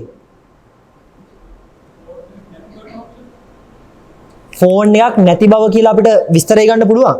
ඇත්තටම එතන ෆෝන් එකක් නැති බව කියන එකවත් අල්ලගන්න බෑ එතන. ඇයි ඒ? සම්පූර්ණ සීසුන්. මං කියන්නේ තේරෙනවද? සිහි නෑ කියද්දී ඒ බල්ලට තේරෙන්න බෑ සිහි නෑ කියලා. තේරෙනවද? එයා සිහි නෑ කියලා දන්නවනේ සිහියෙන් ඉන්නවා. පැහැදිලිද මං කියන්නේ? ඒතර එතන තේරෙනවද? අර ගන්න උදාහරණේ සාමාන්‍යයෙන් ඔය නිින්ද වගේ තැනක, ගැඹුරු නිින්ද වගේ තැනක. ඒ වගේ තැනක පවා මේ අනුසය නියමෙටම තියෙනවා. තේරෙනවද? එන්නේ මොකද්ද? අපි අර කතා කරා වගේ උච්ඡේදය කියන්නේ නිවන නෙමෙයි. පැහැදිලිද? මේ උච්ඡේදය කියලා මම කියන්නේ මේ අපිට පේනවා නැති බව නෙමෙයි ඈ. එනේ දැන් මෙතන මගේ වාහනේ නැහැ කියන එක නෙමෙයි උච්ඡේදය කියන්නේ. අදහසක්වත් එන්නේ නැහැ ඒ කියන්නේ. තේරෙනවද? තේරෙනවද සිද්ධිය? ඒකයි මම අර සිද්ධියක සම්බන්ධ කරේ. අපි නිදාගත්තත් පංචකාමයට එක්ක. ඇහැරුණත් පංචකාමයට එක්ක. දිව්වත්, පැන්නත්, නැටුවත්, ගැයුවත්, වැයුවත්. මොනවා කොලත් පංචකාමයට එක්ක. නිකන් හිතන්න කායගත සතිය කියන එක පිළිටනවා නම් පංචකාමයෙන් වෙන් වෙන තැනට හැදෙන්න ඕනේ මනස. ඒතර දැන් මේකේ තේරෙනවද පංචකාමයෙන් වෙන් වෙනවා කියලා රූපයක් නැහැයි කියන තැනට ගියාගෙන පංචකාමයෙන් වෙන් වුණා නෙමෙයි. තේරෙනවද? මෙතන තේරෙනවද මේ වෙන්වීම කියලා කතා කරන්නේ පංචකාමයේ අයින් කළා දානවා කියන තැන නෙමෙයි. මොකද මෙහෙමයි පංචකාමයේ ලගිනවට වඩා පංචකාමයෙන් ඈත් වෙන එක හොඳයි තමයි. හැබැයි මෙතන පංචකාමයේ කියලා අර්ථය ගන්නකොටම රූපය නැහැ කියන්නේත් රූපයක්. ඒ මට්ටමට සිවුමෝක හොඳේ. ඒතර මෙතන සම්පූර්ණයෙන්ම පංචකාමයෙන් වෙන් වෙන්න නම් යම් තැනකින් 100%ක් අපි වෙන් වුණා කියලා ප්‍රත්‍යක්ෂ කරන්න නම් අපි දැනගන්න ඕනේ ඒකේ 100%ම. මහා සාගරය කියන්නේ පංචකාමය නම් ඔය පංචකාමයෙන් මාළුවට නිදහස් වෙන්න ඕනෙත් නම් මහා මුදාසේ කොච්චර රහුන් ගැව්වද දන්නේ නැහැ. ගොඩබිම දැක්කොත්මයි මාළුවට ගොඩබිම දැක්කොත්මයි තේරෙන්නේ මාළුකම සහ මහා සාගරය. ඒතකොට තමයි තේරෙන්නේ පංචකාමය කියන්නේ මෙන්න මේකම නේද කියලා. තේරෙනවද? අපි ගත්තොත් සර්කස් නටවන කෙනෙක්. ඒ කෙනාට අර ලණුව කියන්නේ නිකන් ගෙදර වගේ නේද? අර ලණු උඩ යන්නේ. එයාට ඇස් දෙක වහගෙන නැත නේද? ඇයි ඒ? ලණුවේ මුල මැද අග එක කම්බික් පොටක් ගන්න දන්නවා. ඒ හින්දාම ඔච්චර බය නැත්තේ. නමුත් අපිට දුන්නොත් එහෙම යන්න කියලා. ඇම්බියුලන්ස් වලට කතා කරන්න වෙනවා. දොස්තරලාව රෙඩි කරන්න වෙනවා. අපි උනියම් මරනවා. ඒ අපිට අපි දන්නේ නැහැ සමස්ත සිද්ධිය. තේරෙනවද මං කියන්නේ? හරිද? නිබ්බින්දින් විරජ්‍යති විරාගා විමුච්ඡති. ඔය විදිහට පෙන්නන්නේ. නොඇලුනේ මිදුනේ වෙයි මිදුනේ නම් මිදුනේ යයි නෝන හටගනී කියලා එහෙම. අපිට හිතෙන්නෙම නොඇලුනේ කිව්ව ගම මේවට නොඇලනවා කියලා. මොකටද නොඇලන්නේ? මේවට. හරිද? ඒ කියන්නේ දැන් හොරාගෙන් අහනවා මේ හොරගම් කළා නේද? හොරා නම් මොකද්ද අහන්නේ? මොකද්ද මං හොරගම් කරපේ? හරිද? මනුස්සයා හොරගම් කළාදී දැන් මොකද්ද කියලා අහන්නේ. හරිද? එතනින්ම හොරා කියලා ඔප්පු වෙනවා. තේරෙනවද මං කියන එක?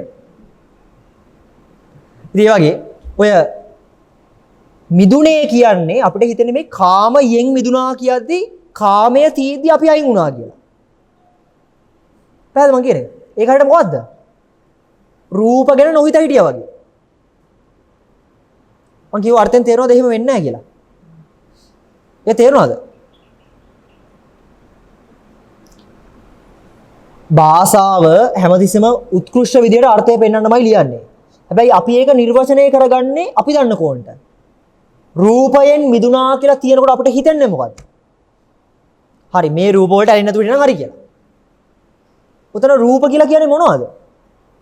මේ තියෙන රූප විතරක් නෙමෙයි. නැති රූපේ. ඒක රූපයෙන් අයින් වෙනකොට නොදන්න කෙනා යන්නේ මොකටද? නැති රූපෙට. දන්න කෙනා රූපයෙන් මිදෙන්නේ කොහොමද? ඇති නැති දෙකෙන්ම ගැලවෙනවා. තේරෙනවද මං කියන එක?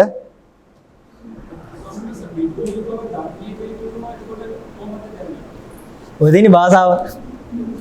දන්නේ කියන්නේ නුවණ. මෙහෙමයි. ඔය දන්නේ කියලා කියන්නේ චක්කුව කියන චකුන් උදපාදි කියන දහම්මැසට. නැතුව අපිට තේරෙනව නෙමෙයි. අපිට තේරෙන්නේ කොහෙටද ආයි? අපිට තේරෙන්නේ කොහෙටද තේරෙන්නේ? හිතට. දැන් පේනවනේ හිතට හිතනකොට වෙන වැඩ.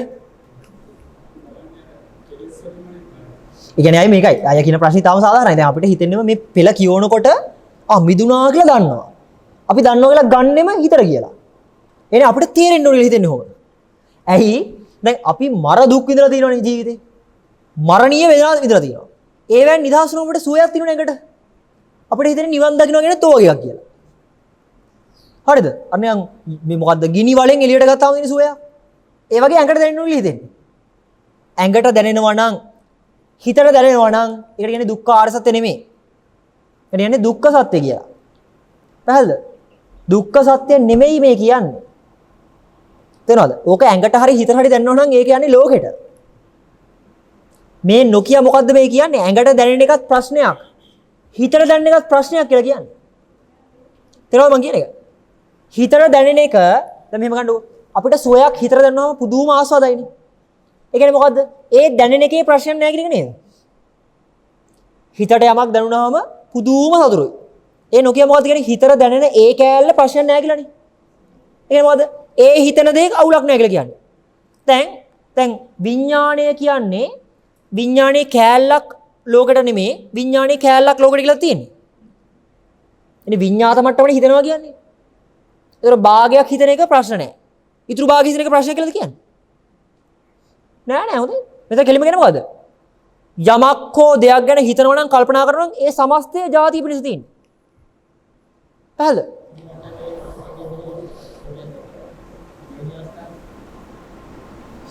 මේ අයගෙන අර අපි නොසිතා ඉන්නවා කියන එකේ සිතුවිල්ලද නේද? මම මේ උදාහරණයක් කියන එකට. දැන් අපිට තියෙන නිර්වචනය මොකද්ද? අපිට හිතෙන්නේ අපිට ඇහැක් පවතිනවා කියලා අපිට තේරුම් යන්නේ රූපයක් පේනකොටනේ. මම කියන එක බලන්න හොඳට. අපිට රූපයක් පේනොත් විතරමයි ඇහැ තියෙනවා කියලා තේරෙන්නේ. හරිද? මම ඒක ඕගොල්ලන්ට තේරුම් ගන්න මම ප්‍රශ්නයක් අහන්නම්. මට ඕගොල්ලෝ හොඳට හිතලා උත්තරයක් දෙන්න. ඕගොල්ලන්ට තමන්ගේ ඇහැ කියන එක දකින්න පුළුවන් වෙච්ච මොහොතක්. තමන්ගේ ඇහැ දැක ගන්න පුළුවන් වෙච්ච වෙලාවක් කියන්නේ. තියනවද? තියනවද නැද්ද? ඇයි ෆොටෝ වල එහෙම තියෙන්නේ?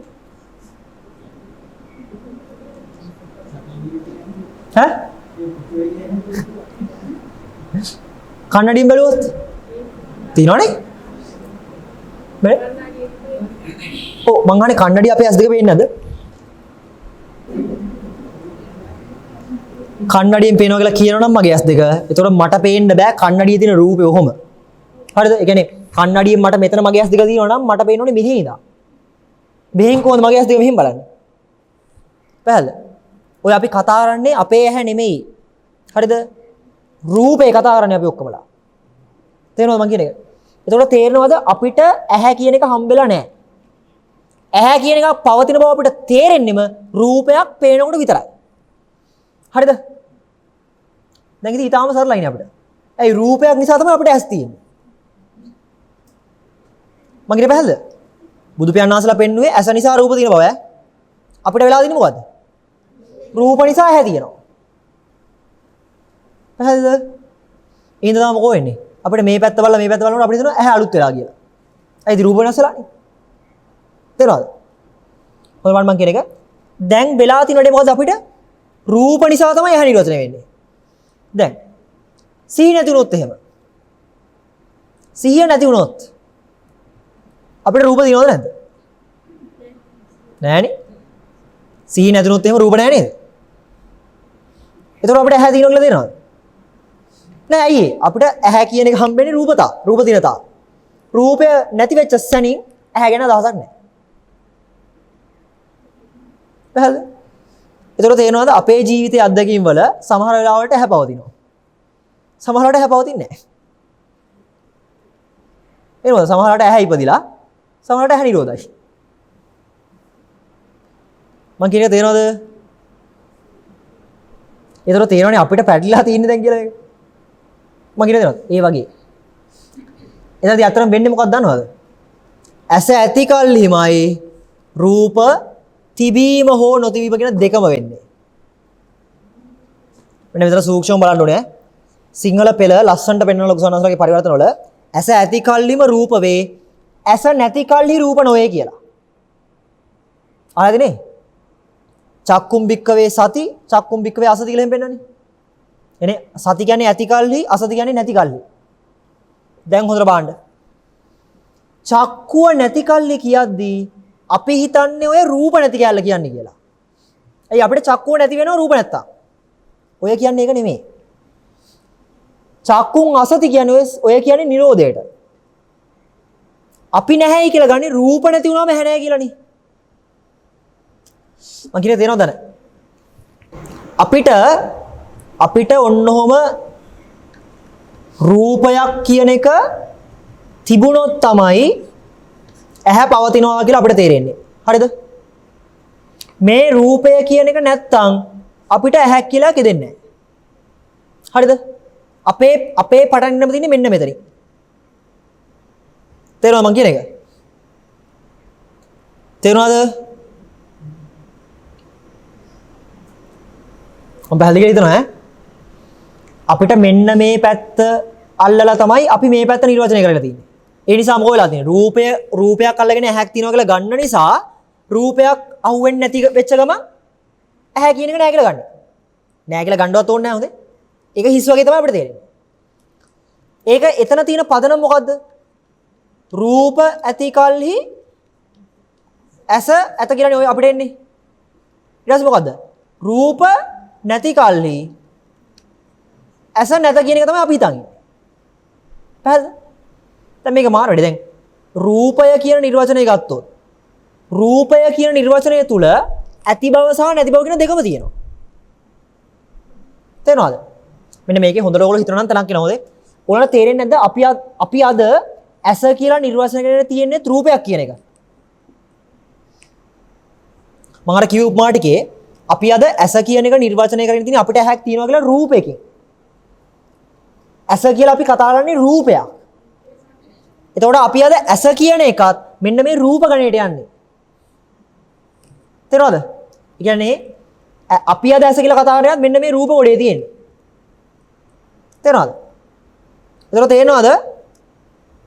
රූපය ඇති කල්ලිම තමයි ඇස හම්බෙන්නේ අපිට. රූපය නැති කියලා ඇස හම්බෙන්නේ නැහැ. දැන් මම කිව්වේ මොකද්ද? රූපය කියන නිර්වචනයට මෙන්න මේ රූපය කියන නිර්වචනයට ඇත නැත කියන දෙකමයි තියෙනවා. හරිද? මම කියන තේරෙනවද? රූපය සමාන වෙනවා ඇති රූප සහ නැති රූප කියන දෙකටම. දැන් මේක බලන්නකෝ. මෙන්න මේක ගන්නකෝ. රූපය ඇති කල්හිම ඇස ඇතනේ. එතන මම මොකද කිව්වේ? මේ සම්බන්ධ බලන්න ඕනේ. රූපය සමානයි ඇති රූප සහ නැති රූප. මම මේ සමීකරණ ටික කියන්නේ මේක හොඳට තේරුම් ගන්න ඕනේ. ඊට පස්සේ අපේ තියෙන නිර්වචනය මොකද්ද? රූප ඇති කල්හි ඇස ඇත. හරිද? ඊළඟ එක තමයි රූප නැති කල්හි ඇස නැත. හරිනේ? හරි. මේ තියෙන දෙවෙනි සමීකරණය මේ තියෙන තුන්වෙනි සමීකරණය. මේ පළවෙනි එකේ අර්ථය බලන්න. රූපය සමාන වෙන මොකටද? ඇති රූපය සහ නැති රූපයට. රූපය ඇති කල්ලි ඇස ඇත. එතන පොඩි ගැලවීමක් තියෙනවා. ඒක හරි වගේ තමයි. රූපය නැති කල්ලි ඇස නැත. මේ රූපය නැහැ කියද්දි මොකද්ද? ආයි නැති රූපෙට තියෙන්නේ. දැන් නැති රූපය කියන්නේ තායි රූපයක්ද නැද්ද? හරිද? ආයි බලන්න. රූපය කියද්දි ඇති රූපය කියන්නේ රූපය. නැති රූපය කියන්නේ රූපේනේ. මං කිව්වේ පැහැදිලිද? හරිද? එහෙනම් මොකෝ වෙන්නේ මේක? මෙතන රූපේ නැති කලින් නේ මේ රූපේ නැහැ කියන්නේ ආයි මොකද්ද? නැති රූපය ඇත. ඒ කියන්නේ මොකද්ද? රූපය ඇත. හරිද? දැන් මේක මාර වැඩක් කරනවද? රූපය ඇති කලින් ඇස නැත වෙනවද? එහෙම වෙනවද? මොකද ඔයගොල්ලෝ පළවෙනි දෙවෙනි සමීකරණේ පැහැදිලිව කිව්වා රූප දිනන ඇස දිනනවා කියලා. මම මේ කරපු සමීකරණ මාරු වීම තේරෙනවද? මම ආයි කියන්නම්ගේ. රූපය කියද්දී ඇති බව සහ නැති බව කියන දෙකම තියෙනවා. හරිද?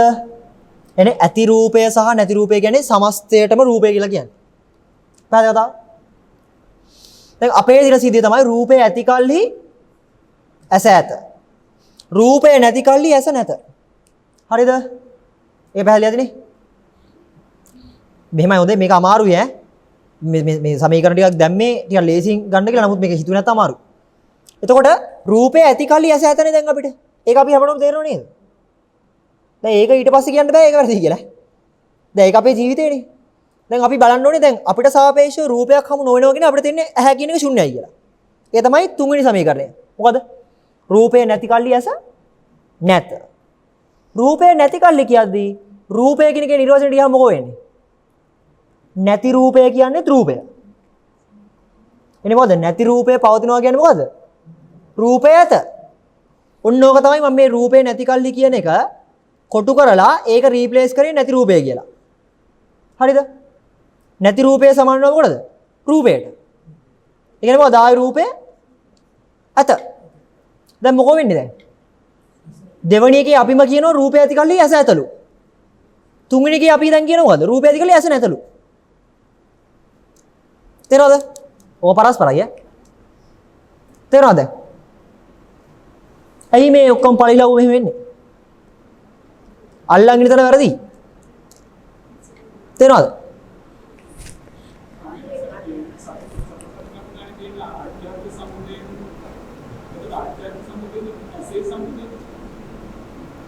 අජ්ජත් බහිද්ද කියලා මේ ඉති අජ්ජත්තං වා කායකානුපස්සී විරති බහිද්ධා කායකානුපස්සී විරති කියලා පෙන්නද්දී ඔක ප්‍රකරණ වල මේ අර්ථකථනය පෙන්නනවා. අජ්ජත් කියන්නේ මම කියන එකට නමක්. බහිද්ද කියන්නේ මගේ කියන එකට නමක්. අපි තමයි මේකේ මේ එළිය ඇතුළ කියලා හිතන් ඉන්නේ. හරිද? මෙතන මම මගේකම ඔය කියන්නේ. තේරෙනවද? පැහැදිලිද මම කියන එක? ඒකයි මෙතන හරියට මමත්වය සහ මගේකම අහුවෙන්න ඕනේ නැතුව මේක කරන්න බෑ. තේරෙනවද? තේරෙනවද? මේ ටික පැහැදිලි නේද? මේ අපේ නිර්වචන වල අවුලක් තියෙනවා ඈ. ඒකයි මම මෙතන පෙන්නුවේ. දැන් බුදුහාමුදුරුවෝ පෙන්නුවට යන්න. හරිද? බුදුහාමුදුරුවෝ පෙන්නුවේ මෙහෙමයි. බුදුහාමුදුරුවෝ පෙන්වන්නේ ඇස ඇති කල්හි රූප වේ. හරිද? ඇස නැති කල්හි රූප නොවේ. දැන් බලන්න. කලින් ගත්තේ පළවෙනි සමීකරණය අපි ගත්තේ රූපය සමානයි මොකද්ද? ඇති බව සහ නැති බව කියන දෙකම. දැන් මොකද මේ කියන්නේ? ඇස ඇති කල්හිම රූප වේගයක්දී ඇති බවයි නැති බවයි දෙකම ආවරණයි. තේරෙනවද? ඇස ඇති කල්ලි රූප වේගයක්දී දැන් රූපය කියන නිර්වචනය ඇති බව සහ නැති බව දෙකම. ඇස ඇති කල්ලි රූප වේගයක්දී දෙකම ආවරණයි. පැහැදිලිද? දැන් ওই දෙකම ආවරණය කියන්නේ මොකද්ද දැන්? හිතන්න ඕනේ. දැන් ඒතකොට නැති රූපය කියන එකට අපිට අදහසක්වත් නැහැ. ඒවට ඇස සක්‍රියයි. සිහි නැතුවම ඇස ශුන්‍ය නැහැ හොඳේ. ඇස සම්පූර්ණයෙන් සක්‍රියයි. ඇයි ඒ? රූපයක් ඇස කියන එක පවතින්නේ නැහැ රූපේ නැතුව. තේරෙනවද? නැති රූපය පවතිනවා කියන්නේ ඇස සම්පූර්ණයෙන් සක්‍රියයි. තේරෙනවද? තේරෙනවද? දැන් ඔන්න එතකොට තේරුම් ගන්න පුළුවන් අපි ඇත සහ අපි නැත කියලා හිතන් ඉන්න එකට නෙමෙයි මේ පාලිය සිංහලේ පරිවර්තනය කරලා තියෙන ලෝසනස්ලා යාර්ථර නෙමෙයි. අපි ඇත නැත කියලා කියන්නේ මේ අපි තේරෙන මට්ටමක් කියන්නේ. තේරෙනවද? අපි ඇත නැත කියන එකෙන් තමයි අර කලින් එක ආවේ. දැන් මෙතන තේරෙන්නේ නැද්ද? ඇති නැති බව සම්පූර්ණයෙන්ම පළවෙනි වාක්‍යෙම ඉවර වෙනවා. එතකොට තේරෙනවද මෙතන? මෙන්න මේ ඇසම කියන තැන නැති කල්ලි තමයි රූප සමස්තයව නොවෙන්නේ. මේ නැත කියන්නේ මොකද්ද? මේක සිංහල නැහැ කියලා ගන්න එක අපිනේ අදහස වැරදි දාලා ගන්නේ. නැහැයි කියලා වචනේ දුන්නා ගමන් අපි තමයි නැත කියන එක අපේ පැත්තෙන් ගන්න. හැබැයි මෙතන තියෙන පාළිය මොකද්ද? අසති කියන එක. තේනවද? තේනවද? ඕක තමයි ලස්සනටම තියෙන්නේ.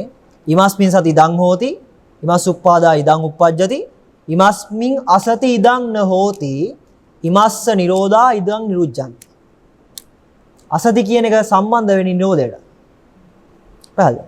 ඒතර මේ නැහැයි කියන එක අර්ථය විකෘති කළොත් යන්නේ කලින් තැනට. හරිද? හරියට ගත්තොත් විතරයි මෙතනට එන්නේ.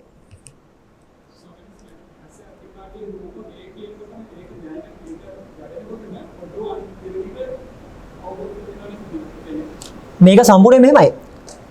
ගොඩබිම දන්න කෙනාට සාගරේම තමයි අහුවෙන්නේ. ඒ කියන්නේ මේකයි මෙනෙහි කිරීමක් නෙමෙයි. එනේ ඇස ඇති කල්ලි රූපය කියලා මෙනෙහි කිරීමක් නෙමෙයි කියන්නේ. ඔය හමු වීම කියන්නේ මොකද්ද? පටිසමුප්පන්න බව හම්බෙනවා කියන එක. තේරෙනවද? මම මේ පෙන්නුවේ මේ පැහැදිලි කරගන්න විතරයි. තේරෙනවද? ඒකට කියපුව සිතුවිල්ල කතාව. හරිද? අපිට තියෙන්නේ මෙන්න මේ සිද්ධියේදී සිතුවිල්ල කියද්දි අපි මේ අපිට තේරෙන්නේ හිත කියන එක කොහොමද? එහෙම ගන්න.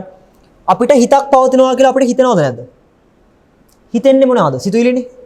ඒතර අපි හිත කියන එක නිර්වචනය කරන්න තින්නේ සිතුවිල්ලක් අල්ලලා. හරිද? සිතුවිලි කියද්දී ඇති බව සහ කියන්නේ ඇති සිතුවිල්ලක් ඇත සහ සිතුවිල්ලක් නැත කියන්නේ දෙකම සිතුවිල්ල. අපිට තියෙන අර්ථය තමයි සිතුවිල්ල ඇති කල්හි සිත වේ. එතකොට සිතුවිල්ල නැති කල්හි අපිට සිත නොවේ. අපිට ඒකට දාගන්න ඕනේ අපිට කියලා. හරිද? එතකොට ආයි මේ සිද්ධිය වෙන්නේ. සිතුවිල්ල ඇති කල්ලි නම් සිත වේ කියන එක හරි කියලා ගමුකෝ. ඊට පස්සේ සිතුවිල්ල නැති කල්ලි හිත නොවේලු. ඒතකොට සිතුවිල්ල නැහැ කියන්නේ මොකද? නැති සිතුවිල්ල ඇත. ඒ කියන්නේ සිතුවිල්ලක් ඇත. කලින් කියලා සිතුවිල්ලක් ඇති කල්ලි හිත වේ කියලා දැන් කියනවා සිතුවිල්ලක් ඇති කල්ලි හිත නොවේලු. දැන් සිතුවිල්ලක් තිබිලා හිතක් නොවෙන්නේ කොහොමද? තේරෙනවද? හිතුවිල්ලක් තිබිලා එතකොට හිතෙන්නේ මොකටද? පාවෙන්නේ නැහැ නේ හසෝක. හිත පවතිනවා. ඔන්න ඕකත් හොඳයි ඈ. හරිද? ඔන්න අපේ නිර්වචන වල වැරදි ඈ. අපි ගන්නේ රූපය ඇහැට ගැටුණොත් කියලා. ඉතින් අපේ නිර්වචන වල මොකක්ද තියෙන්නේ? රූපංච පටිච්ච චක්කුංච කියලා අපි ගන්නෙ. බුදුහාමුදුර ඒක නෙමෙයි කියන්නේ. බුදුහාමුදුර පෙන්නන්නේ කෙලිම චක්කුංච පටිච්ච රූපේච උප්පජ්ජති කියලා. දැන් අපි සිතුවිලි කරන්නේ කොහොමද? ධම්මංච පටිච්ච මනංච උප්පජ්ජති කියලා තමයි අපි ගන්නෙ. මෙහෙමයි අපි ඒක ගන්නේ ලස්සනට බුදුහාමුදුරේ වචන ටික අරගෙන. එනේ අර හිතේ මේ කටින් කියවන්නේ එකක්. හිතේ තියෙන තව එකක්. හරිද? බුදුහාමුදුර පෙන්නන්නේ ධම්මංච පටිච්ච මනංච කියලා නෙමෙයි. මනංච පටිච්ච ධම්මංච උප්පජ්ජති කියලා පෙන්නන්නේ. ඒකයි මනස නොවන කල්ලි සිතුවිලි නොවේ කියන තැනට ගන්න පුළුවන් වෙන්නේ. නැත්තම් පැටලෙනවා මේක. තේරුණාද නැද්ද?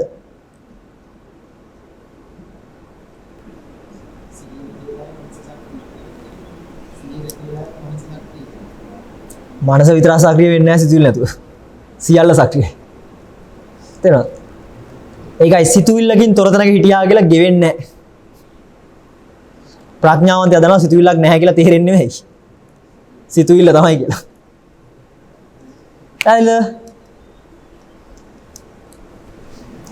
ඔබ කියන්න ඕන උනේ මට උපේක්ෂාව ගැන සහ මේ මෙන්න මේ කතන්දරය ගැන. මේට අදාළ ප්‍රශ්න තියෙනවා නම් යම්. මෙන්න මේ ප්‍රශ්න ටිකක් හොඳ ප්‍රශ්නයක් මෙතන. මේ කියන්නේ ලෝකෙටම එක ඇටේරියා ගහයි නම් තියෙන්නේ අපිට එහෙම දෙයක් හමුවක් වෙන්නේ නැහැ නේද? මොකද අපේ ආයතන හයට ගෝචර වෙන්නේ සැසඳීමක් පවතින දෙයක් විතරයි නේ. ඒතර හමු වීමක්වත් පැවතිය හැකිද? මොකද හිතේ? එක ඇටේරියා ගහන ලෝකෙටම තියෙන්නේ. මෙහෙමයි එක ඇටේරියා ගහ කියලා ගන්න බෑ. මේක මේ ප්‍රශ්නෙට සංවාද වෙන්න ඕනේ. ඇටේරියා ගස් විතර නම් ලෝකෙ තියෙන්නේ. හරිද? අපිට ඇටේරියා ගහ කියලා එකක්වත් හමු වෙන්නේ නැහැ නේ. කියන්නේ අපේ ආයතන වලට සංසසදීමකින් තමයි හමු වෙන්නේ කියලා මේ කියන්නේ. ඒක හරිත් එක්කනේ. ඇයි දැන් අපිම කිව්වා ඇටේරියා කියලා වෙන් කරන්න බැරි ඇයි? සංසන්දන නැති නිසා. ඒක හරියට හරි. ඒතර මේ අහන්නේ ආයතන හයට ගෝචර වෙන්නේ සංසදීමක් තිබුණොත් විතරයි. එහෙනම් හමු වීමක්වත් පැවතිය හැකිද කියලා අහන්නේ. නෑ මෙතන පොඩක් ඒක මසක් වලට නේද පොඩේ කැටේරියා ගහත් ඉඳි අපිට ටක් ගන්න නැසෙනවා. ඇයිද මේ තව ගස් තියෙන මොනවද පුළුවන් නේ? මම කියන්නේ ඇටේරියා ගස්ම නම් ලෝකේ ගස් කියලා තියෙන්නේ. මොකද? හොද? පද නින්ද වගේ එකක්. නෑ. මෙතන මේකයි වැඩි. අපි සාපේක්ෂත්වය කියලා හිතන් ඉන්නේ ඊටාම ඕදාරික මට්ටමක්. අපි සාපේක්ෂත්වය කියලා හිතන් ඉන්නේ අපිට සාපේක්ෂව දෙකක් සංසන්දනය ගන්න පුළුවන්කම විතරයි. තේරෙනවද? සංසන්දනය කියන එක පටන් ගන්නේ ඔන්න ඔය මැදහත් කමින්. තේරෙනවද? නැත්තම් මොකද වෙන්නේ? දැන් සැප දුක යස ආයස කියන අෂ්ටලෝක ධර්මය නැත්නම් අපි ගත්තොත් අන්ත දෙක ඇස සහ නැත කියන එක. මෙහෙම ගන්න සැප හෝ දුක කියන එක ගන්න හැමෝටම තේරෙන්නේ. සැප හෝ දුක කියන දෙක තමයි අපි හිතන්නේ අපේ ජීවිතවල තියෙන ස්වභාවය කියලා. හැබැයි සැප හෝ දුක කියනකොට මජ්ජේ සූත්‍රය මොකද්ද කියන්නේ ආයි? මැද මොකක්ද තියෙනවද කියලා කියන්නේ? උපේක්ෂාව. එතකොට දැන් ලෝකයේ කියන නිර්වචනය තුල උපේක්ෂාවද පවතිනවා. මේකේ ප්‍රශ්නේ මොකද්ද? උපේක්ෂාව තුල සංසන්දනයක් වෙන බවවත් තේරෙන්නේ නැහැ. හරිද? මම ඕක මෙහෙම උදාහරණයක් කියන්නම්. මම මේක කිව්වා සෙය්‍යමාන, සදිසමාන, හීනමාන කියලා මාන තුනක් තියෙනවා. සෙය්‍ය කියන්නේ මට වඩා උසස්. හරිද? හීනමාන කියන්නේ මට වඩා පහත්. සදිසමාන කියන්නේ මට වඩා උසත් නෑ, පහතුත් නෑ. මම මේ දැන්ට තේරුම් ගන්න විතරයි ඔය කිව්වේ. හරිද? ඇයි මම එහෙම කිව්වේ? දැන් සදිසමානය මම විස්තරේ මොකෙන්ද? උසයි පහතයි අල්ලලා. හරිද? මට එකෙන් තේරුම් ගන්න ඕනේ එතන මානයක් තියෙනවා. මං අහන්නේ උසයි පහතයි අයින් කරොත් දැන් මානය කියන එක දැන් අර ඉතුරු වෙන සදිසමානය කියන එක සම්බන්ධ කරන්න බෑ. අපිට පේන්නේ තමයි ඒක 100%ක් හරි. තේරෙනවද? නමුත් මානෙ උපරිමයි. තේරෙනවද? ඒක තමයි කියන්නේ උපේක්ෂාවම අනිච්ච බව දකින්න ඕනේ. තේරෙනවද? නැත්තම් මේ මොකද වෙලාද උපේක්ෂාවම කෙලිම නිච්ච වෙලා තියෙන්නේ. තේරෙනවද?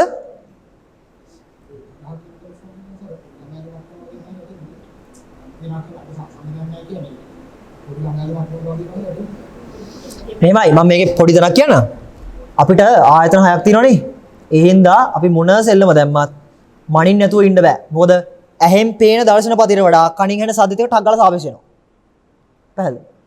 මම මේකයි කිව්වේ මේක අපි හිතත් එක්ක තනි වුණාම ඔය කියන මට්ටමේ සාපේක්ෂත්වය එන්නේ නැහැ නේ. එතන මාන මොනවත් නැහැ වගේ තමයි. නමුත් එතන ඒ බවට පත්වීම කියන මානෙ හිමමයි.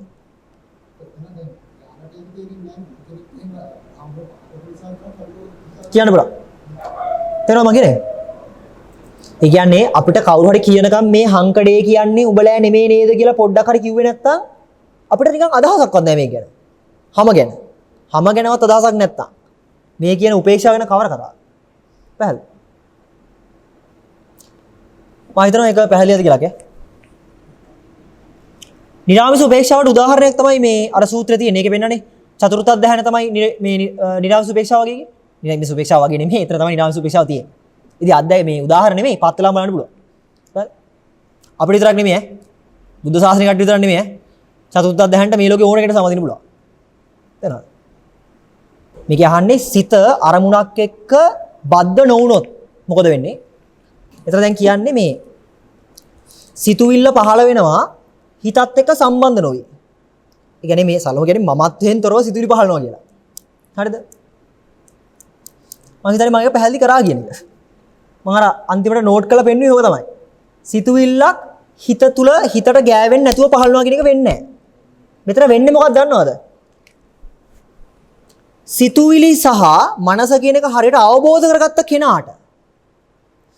ඒකෙන් කියන්නේ සිතත් එක්ක මේ සම්බන්ධ වෙන්න ඇයිනේ නෙමෙයි සිතුවිල්ල. මේ සම්බන්ධය හරියට අවබෝධ කර ගැනීමයි මේ අර්ථය. පැහැදිලිද? අපිට හිතෙන්නේ සිත තියෙනවා සිතුවිලිත් එක්ක බැඳෙන්නේ නැහැ කියලා. මේ බැඳෙන එක හරියටම දන්නවා. ඒ හින්දායි ගැලවෙන්න පුළුවන්. තේරෙනවද? ඒකයි මේකට උත්තරේ. මම ඒක තමයි අර කලින් අරගේ පොඩ ඇඳලා පෙන්නුවේ. මම හිතනවා ඒක පැහැදිලිද කියලා. මේක ඊළඟ ගහන්නේ සෝවාන් මාර්ගයට පැමිණීමට පවා යමෙක් දසවන සංයෝජනය වන අවිජ්ජාව දැකිය යුතුයි නේද? ඒ ආවරින්ම ආර්ය අෂ්ටාංග මාර්ගයේදී නිරෝධය දැකපු කෙනෙකුටමයි මාර්ගය වැඩෙන්නේ. හරියටම කාන්තාරයේදී ජලය දැක්කමයි එය පිපාසය නිවා ගැනීමට උපනිශ්‍රය හෝ මාළුවා ගොඩබිම දැකීමට සමානයි ස්වාමී. මෙතන වෙන්නේ මේකයි. මේකේ මේ උදාහරණේ අර මේ ලිඳේ උපමාව අරන් තිනවනේ. මම කිව්වා පිපාසයෙන් ඉන්න කෙනාගේ පිපාසය පවා හරියට ඩිෆයින් වෙන්නේ කොයි වෙලේද? වතුර දැක්කොත් ඒ තාක් එයා හිතන් ඉන්න පිපාසය වැරදි. එයා හිතන් ඉන්න පිපාසයට නම් වතුර හම්බුනේ. එයාට ඇත්තටම වතුර හම්බෙලා නැහැ. එයා හිතන් ඉන්න පිපාසයට නම් වතුර බව හම්බුනේ. ඒ වතුර නෙමෙයි. වතුර දැක්කොත්මයි හරියට පිපාසය තේරෙන්නේ. තේරෙනවද? අර කියලා දිනේ ආයි මාළුවා ගොඩබිම දැකීමට සමාන නේද කියලා. මාළුවා ගොඩබිම දකින්න කියලා එකක් නැහැ. මම ඒක කිව්වා. මාළුවෙක් ගොඩබිම දකින්න බෑ. ඒක අභව්‍යයි. ඒක වෙන්නේ නැහැ. ඒ ප්‍රශ්නේ යෙදෙන්නේවත් නැහැ. උතන අහනවා මරණින් පස්සේ රහතුන් වහන්සේලා ඉන්නව නේද බුදුහාමුදුරුවෝ කියලා. බුදුහාමුදුරුවෝ මොකද්ද කියන්නේ? ප්‍රශ්නේ වැරදි. ඔය හරියට මොනවද කියද? මාළුවා ගොඩබිමට යනව නේද කියලා අහන්නේ. ඔකට ඔව් කියලා උත්තර දුන්නම ප්‍රශ්නේ වැරදි. ප්‍රඥාවන්තයා කෙලින්ම කියනවා මාළු කොහෙද ගොඩබිම යන්නේ කියලා. ඇයි ඒ වතුර තියෙනකන් විතරයි මාළුකම. තේරෙනවද? ඒතර තේරෙන්නේ දැන් අපිට එහෙම හිතෙන්නේවත් නැහැ කියද්දි හොඳේ. බුදුහාමුදුරුවෝගේ ප්‍රඥාව බලන්න හොඳේ. එතන ඒ පොඩි හිඩසක්වත් තියන්නේ නැහැ. ඇයි? අපි කියන්නේ ආයි නියමයට හිතන මිනිස්සු එතනින් ප්‍රශ්න අහනවා. තේරෙනවද? ඒකයි ඔක වෙනස.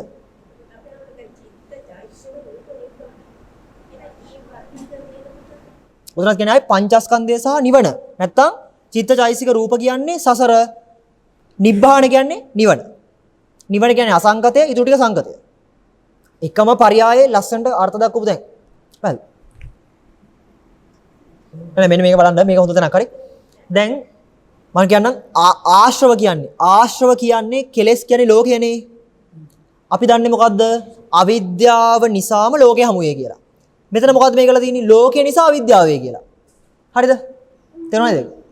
දැන් මෙතන අපිට මේ පරස්පර එන්නේ ඇයි?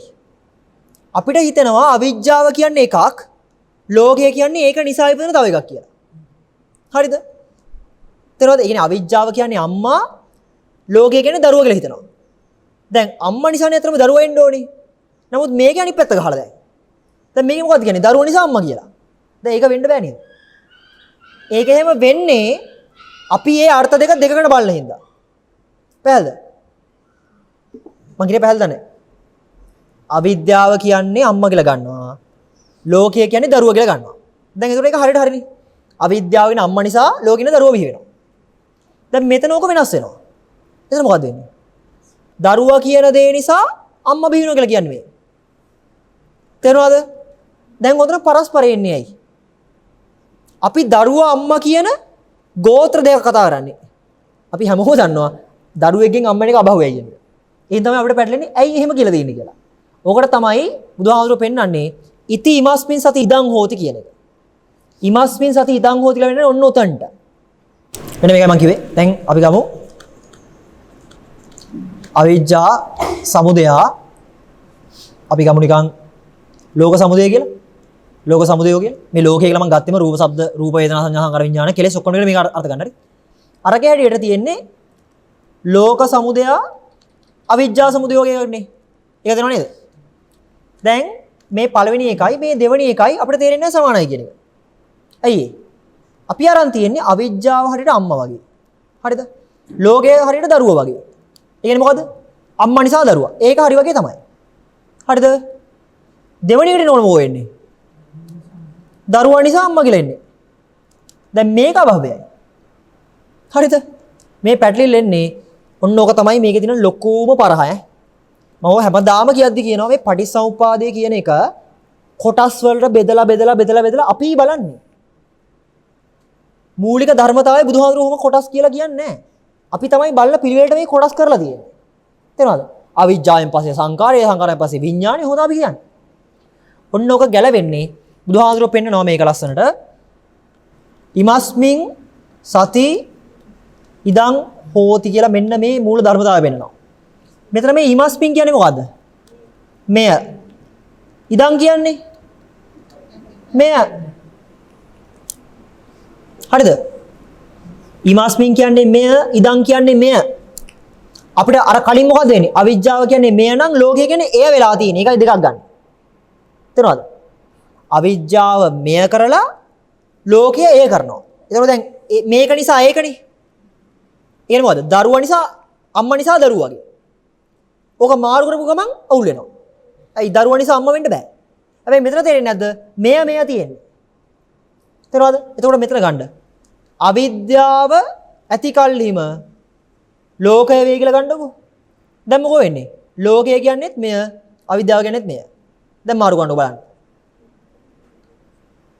තේරෙනවද? මොකක් ප්‍රශ්නයක් නැහැ. තේරෙනවද? දැන් මේකයි. මම දන්නවා මේක දැන් කියපු ගමන් කට්ටිය මොකෝ ගන්නෙ. අවිද්‍යාව සමානයි නේද ලෝකෙට කියලා ගන්නවා. එහෙම වෙන්නේ ඇයි? අවිද්‍යාව සමානයි ලෝකය වෙන්නේ. අපි තමයි කලින්ම දෙකක් හිතාගත්තේ. අවිද්‍යාවයි ලෝකයයි දෙකක් කියලා. එන හැටි මොකද්ද? අපි තමයි කලින්ම ගත්තේ දරුවයි අම්මයි කියලා දෙන්නෙක් ඉන්නවා කියලා. ඊට පස්සේ මේක හැටියට මෙය කියන කොටත් අම්මා. මෙය කියන කොට අම්මා එනවා මුලින්ම ඈ. ඊට පස්සේ මෙය කියන කොට දරුවා එනවා. ඉස්සලා සම්බන්ධයෙන්. දැන් මේනේ. අපිමයි ගත්තේ අම්මයි දරුවයි කියලා. දැන් මේ සාසනයේ අර්ථය හැටියට මෙය තියෙන්නේ. ඒක අපිට බලෙන්ම හිතන්න වෙනවා අම්මා සමානයි දරුවා කියලා. හරිද? අම්මා සමානයි දරුවා වෙනවා. ඒ වෙන්නේ ඇයි? අපිමනේ දෙකට බෙදුවේ. එතකොට අපිමනේ මේක එකක් කියලා හිතන්නේ. මෙතන මේ අපිට මේක එකයි කියලා හිතන්නේ ඇයි දන්නවද? අපි මේක ගොඩක් විතර කඩලා තියෙන නිසා. තේරෙනවද? අපි කරන්නේ අවිද්‍යාව කියන එක නිසා ලෝකය කියන අනිත් එක තියෙනවා කියලා තමයි අපි අරන් තියෙන්නේ. දෙකක්. හරිද? ඒ දෙක පෙන්වන්න තමයි මම අම්මා සහ දරුවා කියලා දෙක ගෙනාවේ. අම්මා විද්‍යාව නම් දරුවා ලෝකය. දැන් ඕක වැරදෙනවා දරුවා නිසා ලෝකය කියද්දි. ඒක වෙන්න බෑනේ. හරිද? එතකොට තමයි බුදු පියාණන් වහන්සේලා පෙන්නන්නේ ඉමස්මින් සති දන් හොති කියලා. ඒතර ඒක කියන්නේ මේ ඇති කල්ලි මේ වේ කියලා. ඒතර අම්මා නිසා දරුවා කියන එක අපි මේකට දැම්මම මොකෝ වෙන්නේ? මෙය කියද්දි අම්මා. දරුවා කියද්දි මෙය.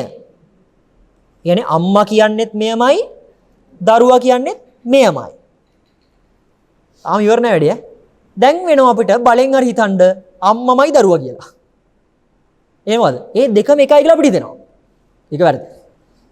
දෙකම එකයි කියලා හිතෙන්නේ දෙක බලාගෙන ඉන්න හින්දා.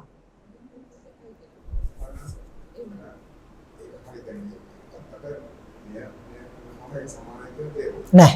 ඒක තේරෙන්නේ වැරදි කියලා මම කියන්නේ.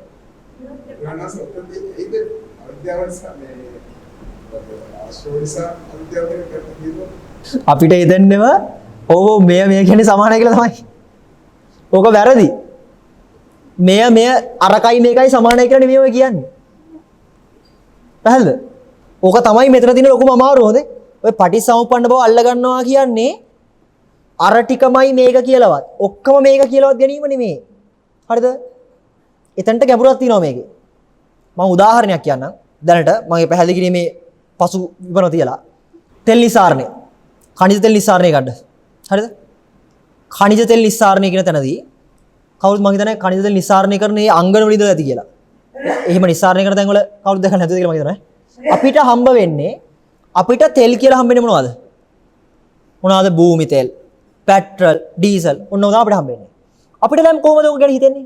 පෙට්‍රල්, ඩීසල්, භූමි තෙල් කඩෙන් ගත්තාම අපි හිතනවා මේවා ටික නිස්සාරණය කළේ khනිජ තෙල් වලින් කියලා.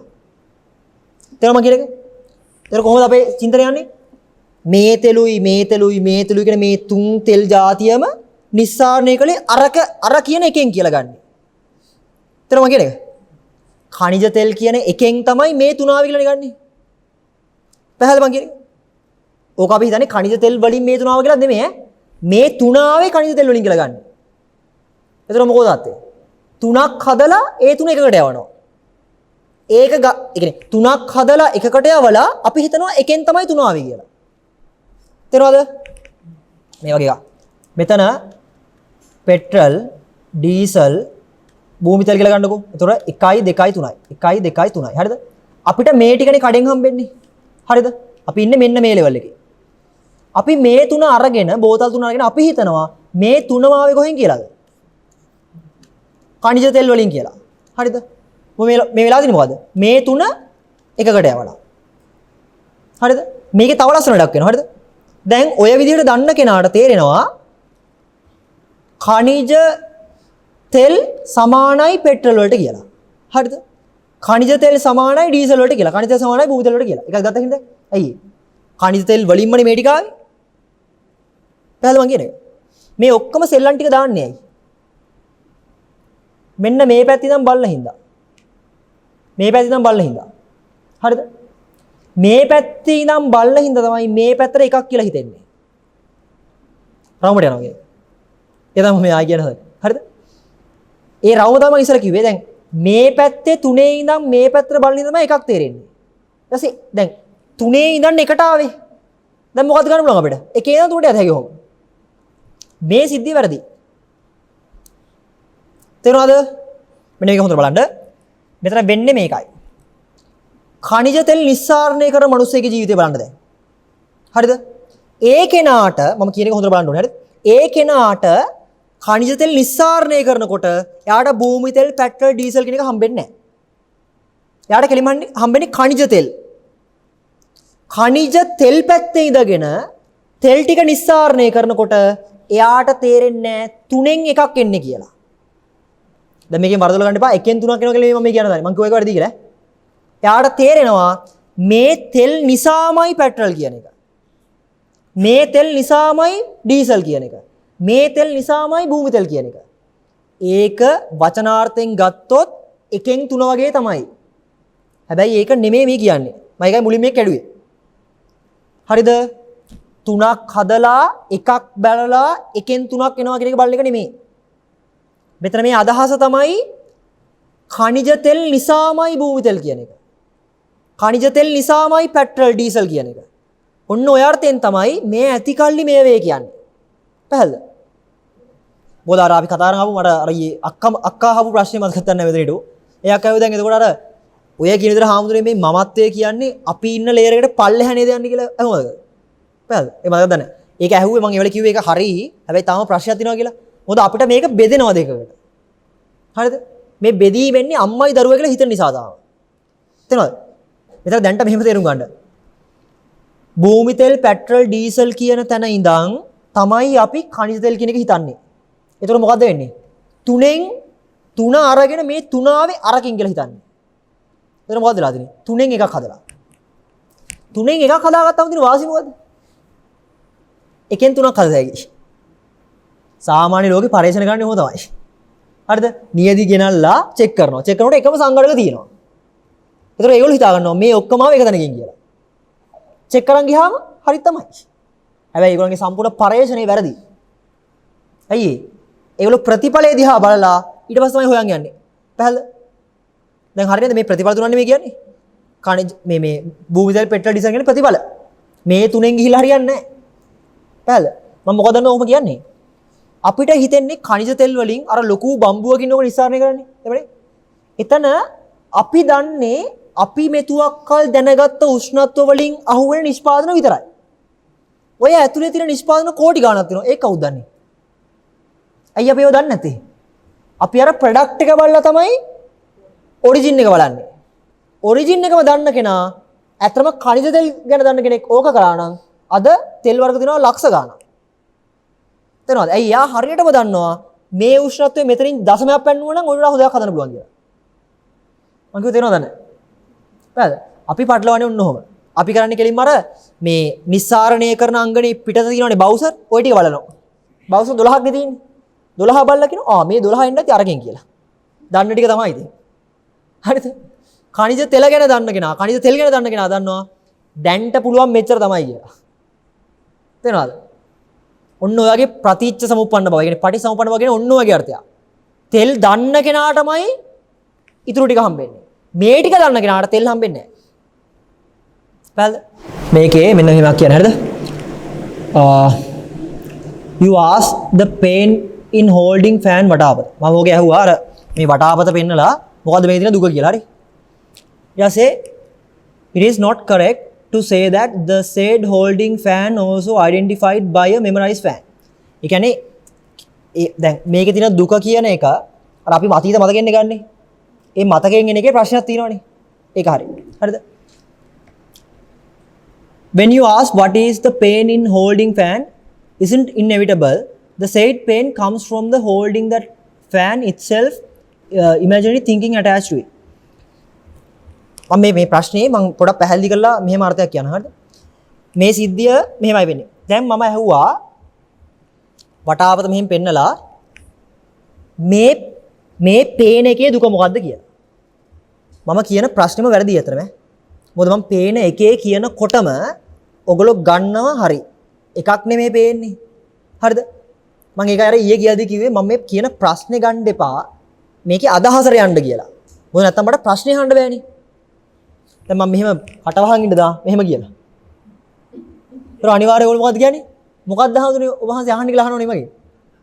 තේරෙනවද? ඒතර ඉතින් මට ආයි කියන්න වෙනවා. ඔයගොල්ලෝ අහන්න නැතුව ඒ කියන්නේ ඔයගොල්ලෝ මගෙන් අහනවලු මම ඇහුවේ ඒකයි. හරිද? ඒක තමයි දැන් මේ ප්‍රශ්නේලා දින්නේ. මම ප්‍රශ්නේ අහුව එක. හරිද? දැන් මම කිව්වා මේක ගැන යම් කිසි හෝ සිතුවිල්ලක් හරි ඉපදෙනවා කියන්නේ මොකද්ද?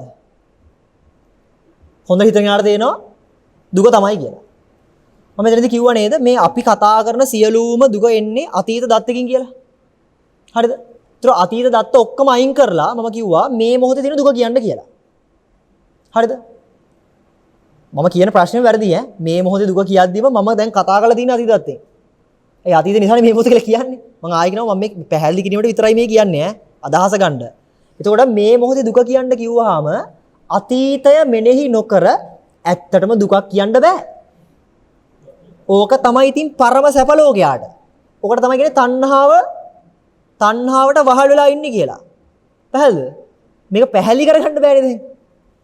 හරිද? ඒ මගේ උපේක්ෂාව පැහැදිලි කරන්න බෑ. එච්චරට මේක එච්චරට අපිව අටපත් කරලා තියෙන්නේ. පැහැදිලිද? තනවාද? ඕක තමයි මේ ප්‍රශ්නෙට උත්තරේ. හේතුවෙන් ඵලය දැකීම එච්චරටම අමාරුයි හාමුදුරනේ. එහෙනම් අමාරු කියලා තේරෙන එක හොඳයි. මෙතන කියන්නේ පටිච්ච සමුප්පන්න බව අවබෝධ කරගන්නවා මිසක් ප්‍රත්‍යයයි සමුප්පන්නයි කියලා දෙකක් බලනවා කියලා එකක් නෙමෙයි. ඒතරවද මේ ඇති කල්ලිම මේ වේ කියන්නේ ඕකට. නැතු මේ හේතුවයි ඵලයයි වෙන් කරලා හරි හේතු වලට ඵලය අදාළ නැහැ කියලා හරි ඵලයට හේතුව අදාළ නැහැ කියලා හරි හේතුවයි ඵලයයි සමානයි කියලා හරි හේතුවයි ඵලයයි දෙකක් කියලා ඔක්කොම වෙන්නේ මොකද්ද? අපි ඉන්නේ බවුසර් වල. අපිට තෙල් නිදිය පේන්නේ නැහැ. තේරුණාද? ඒ හින්දා මේ ප්‍රශ්නේ එන්නේ. ඉතින් ඒ හින්දා තමයි අමාරු. මේ මොහොතේම හැදෙනවා නම් කලින් එක ඉවර වෙලානේ.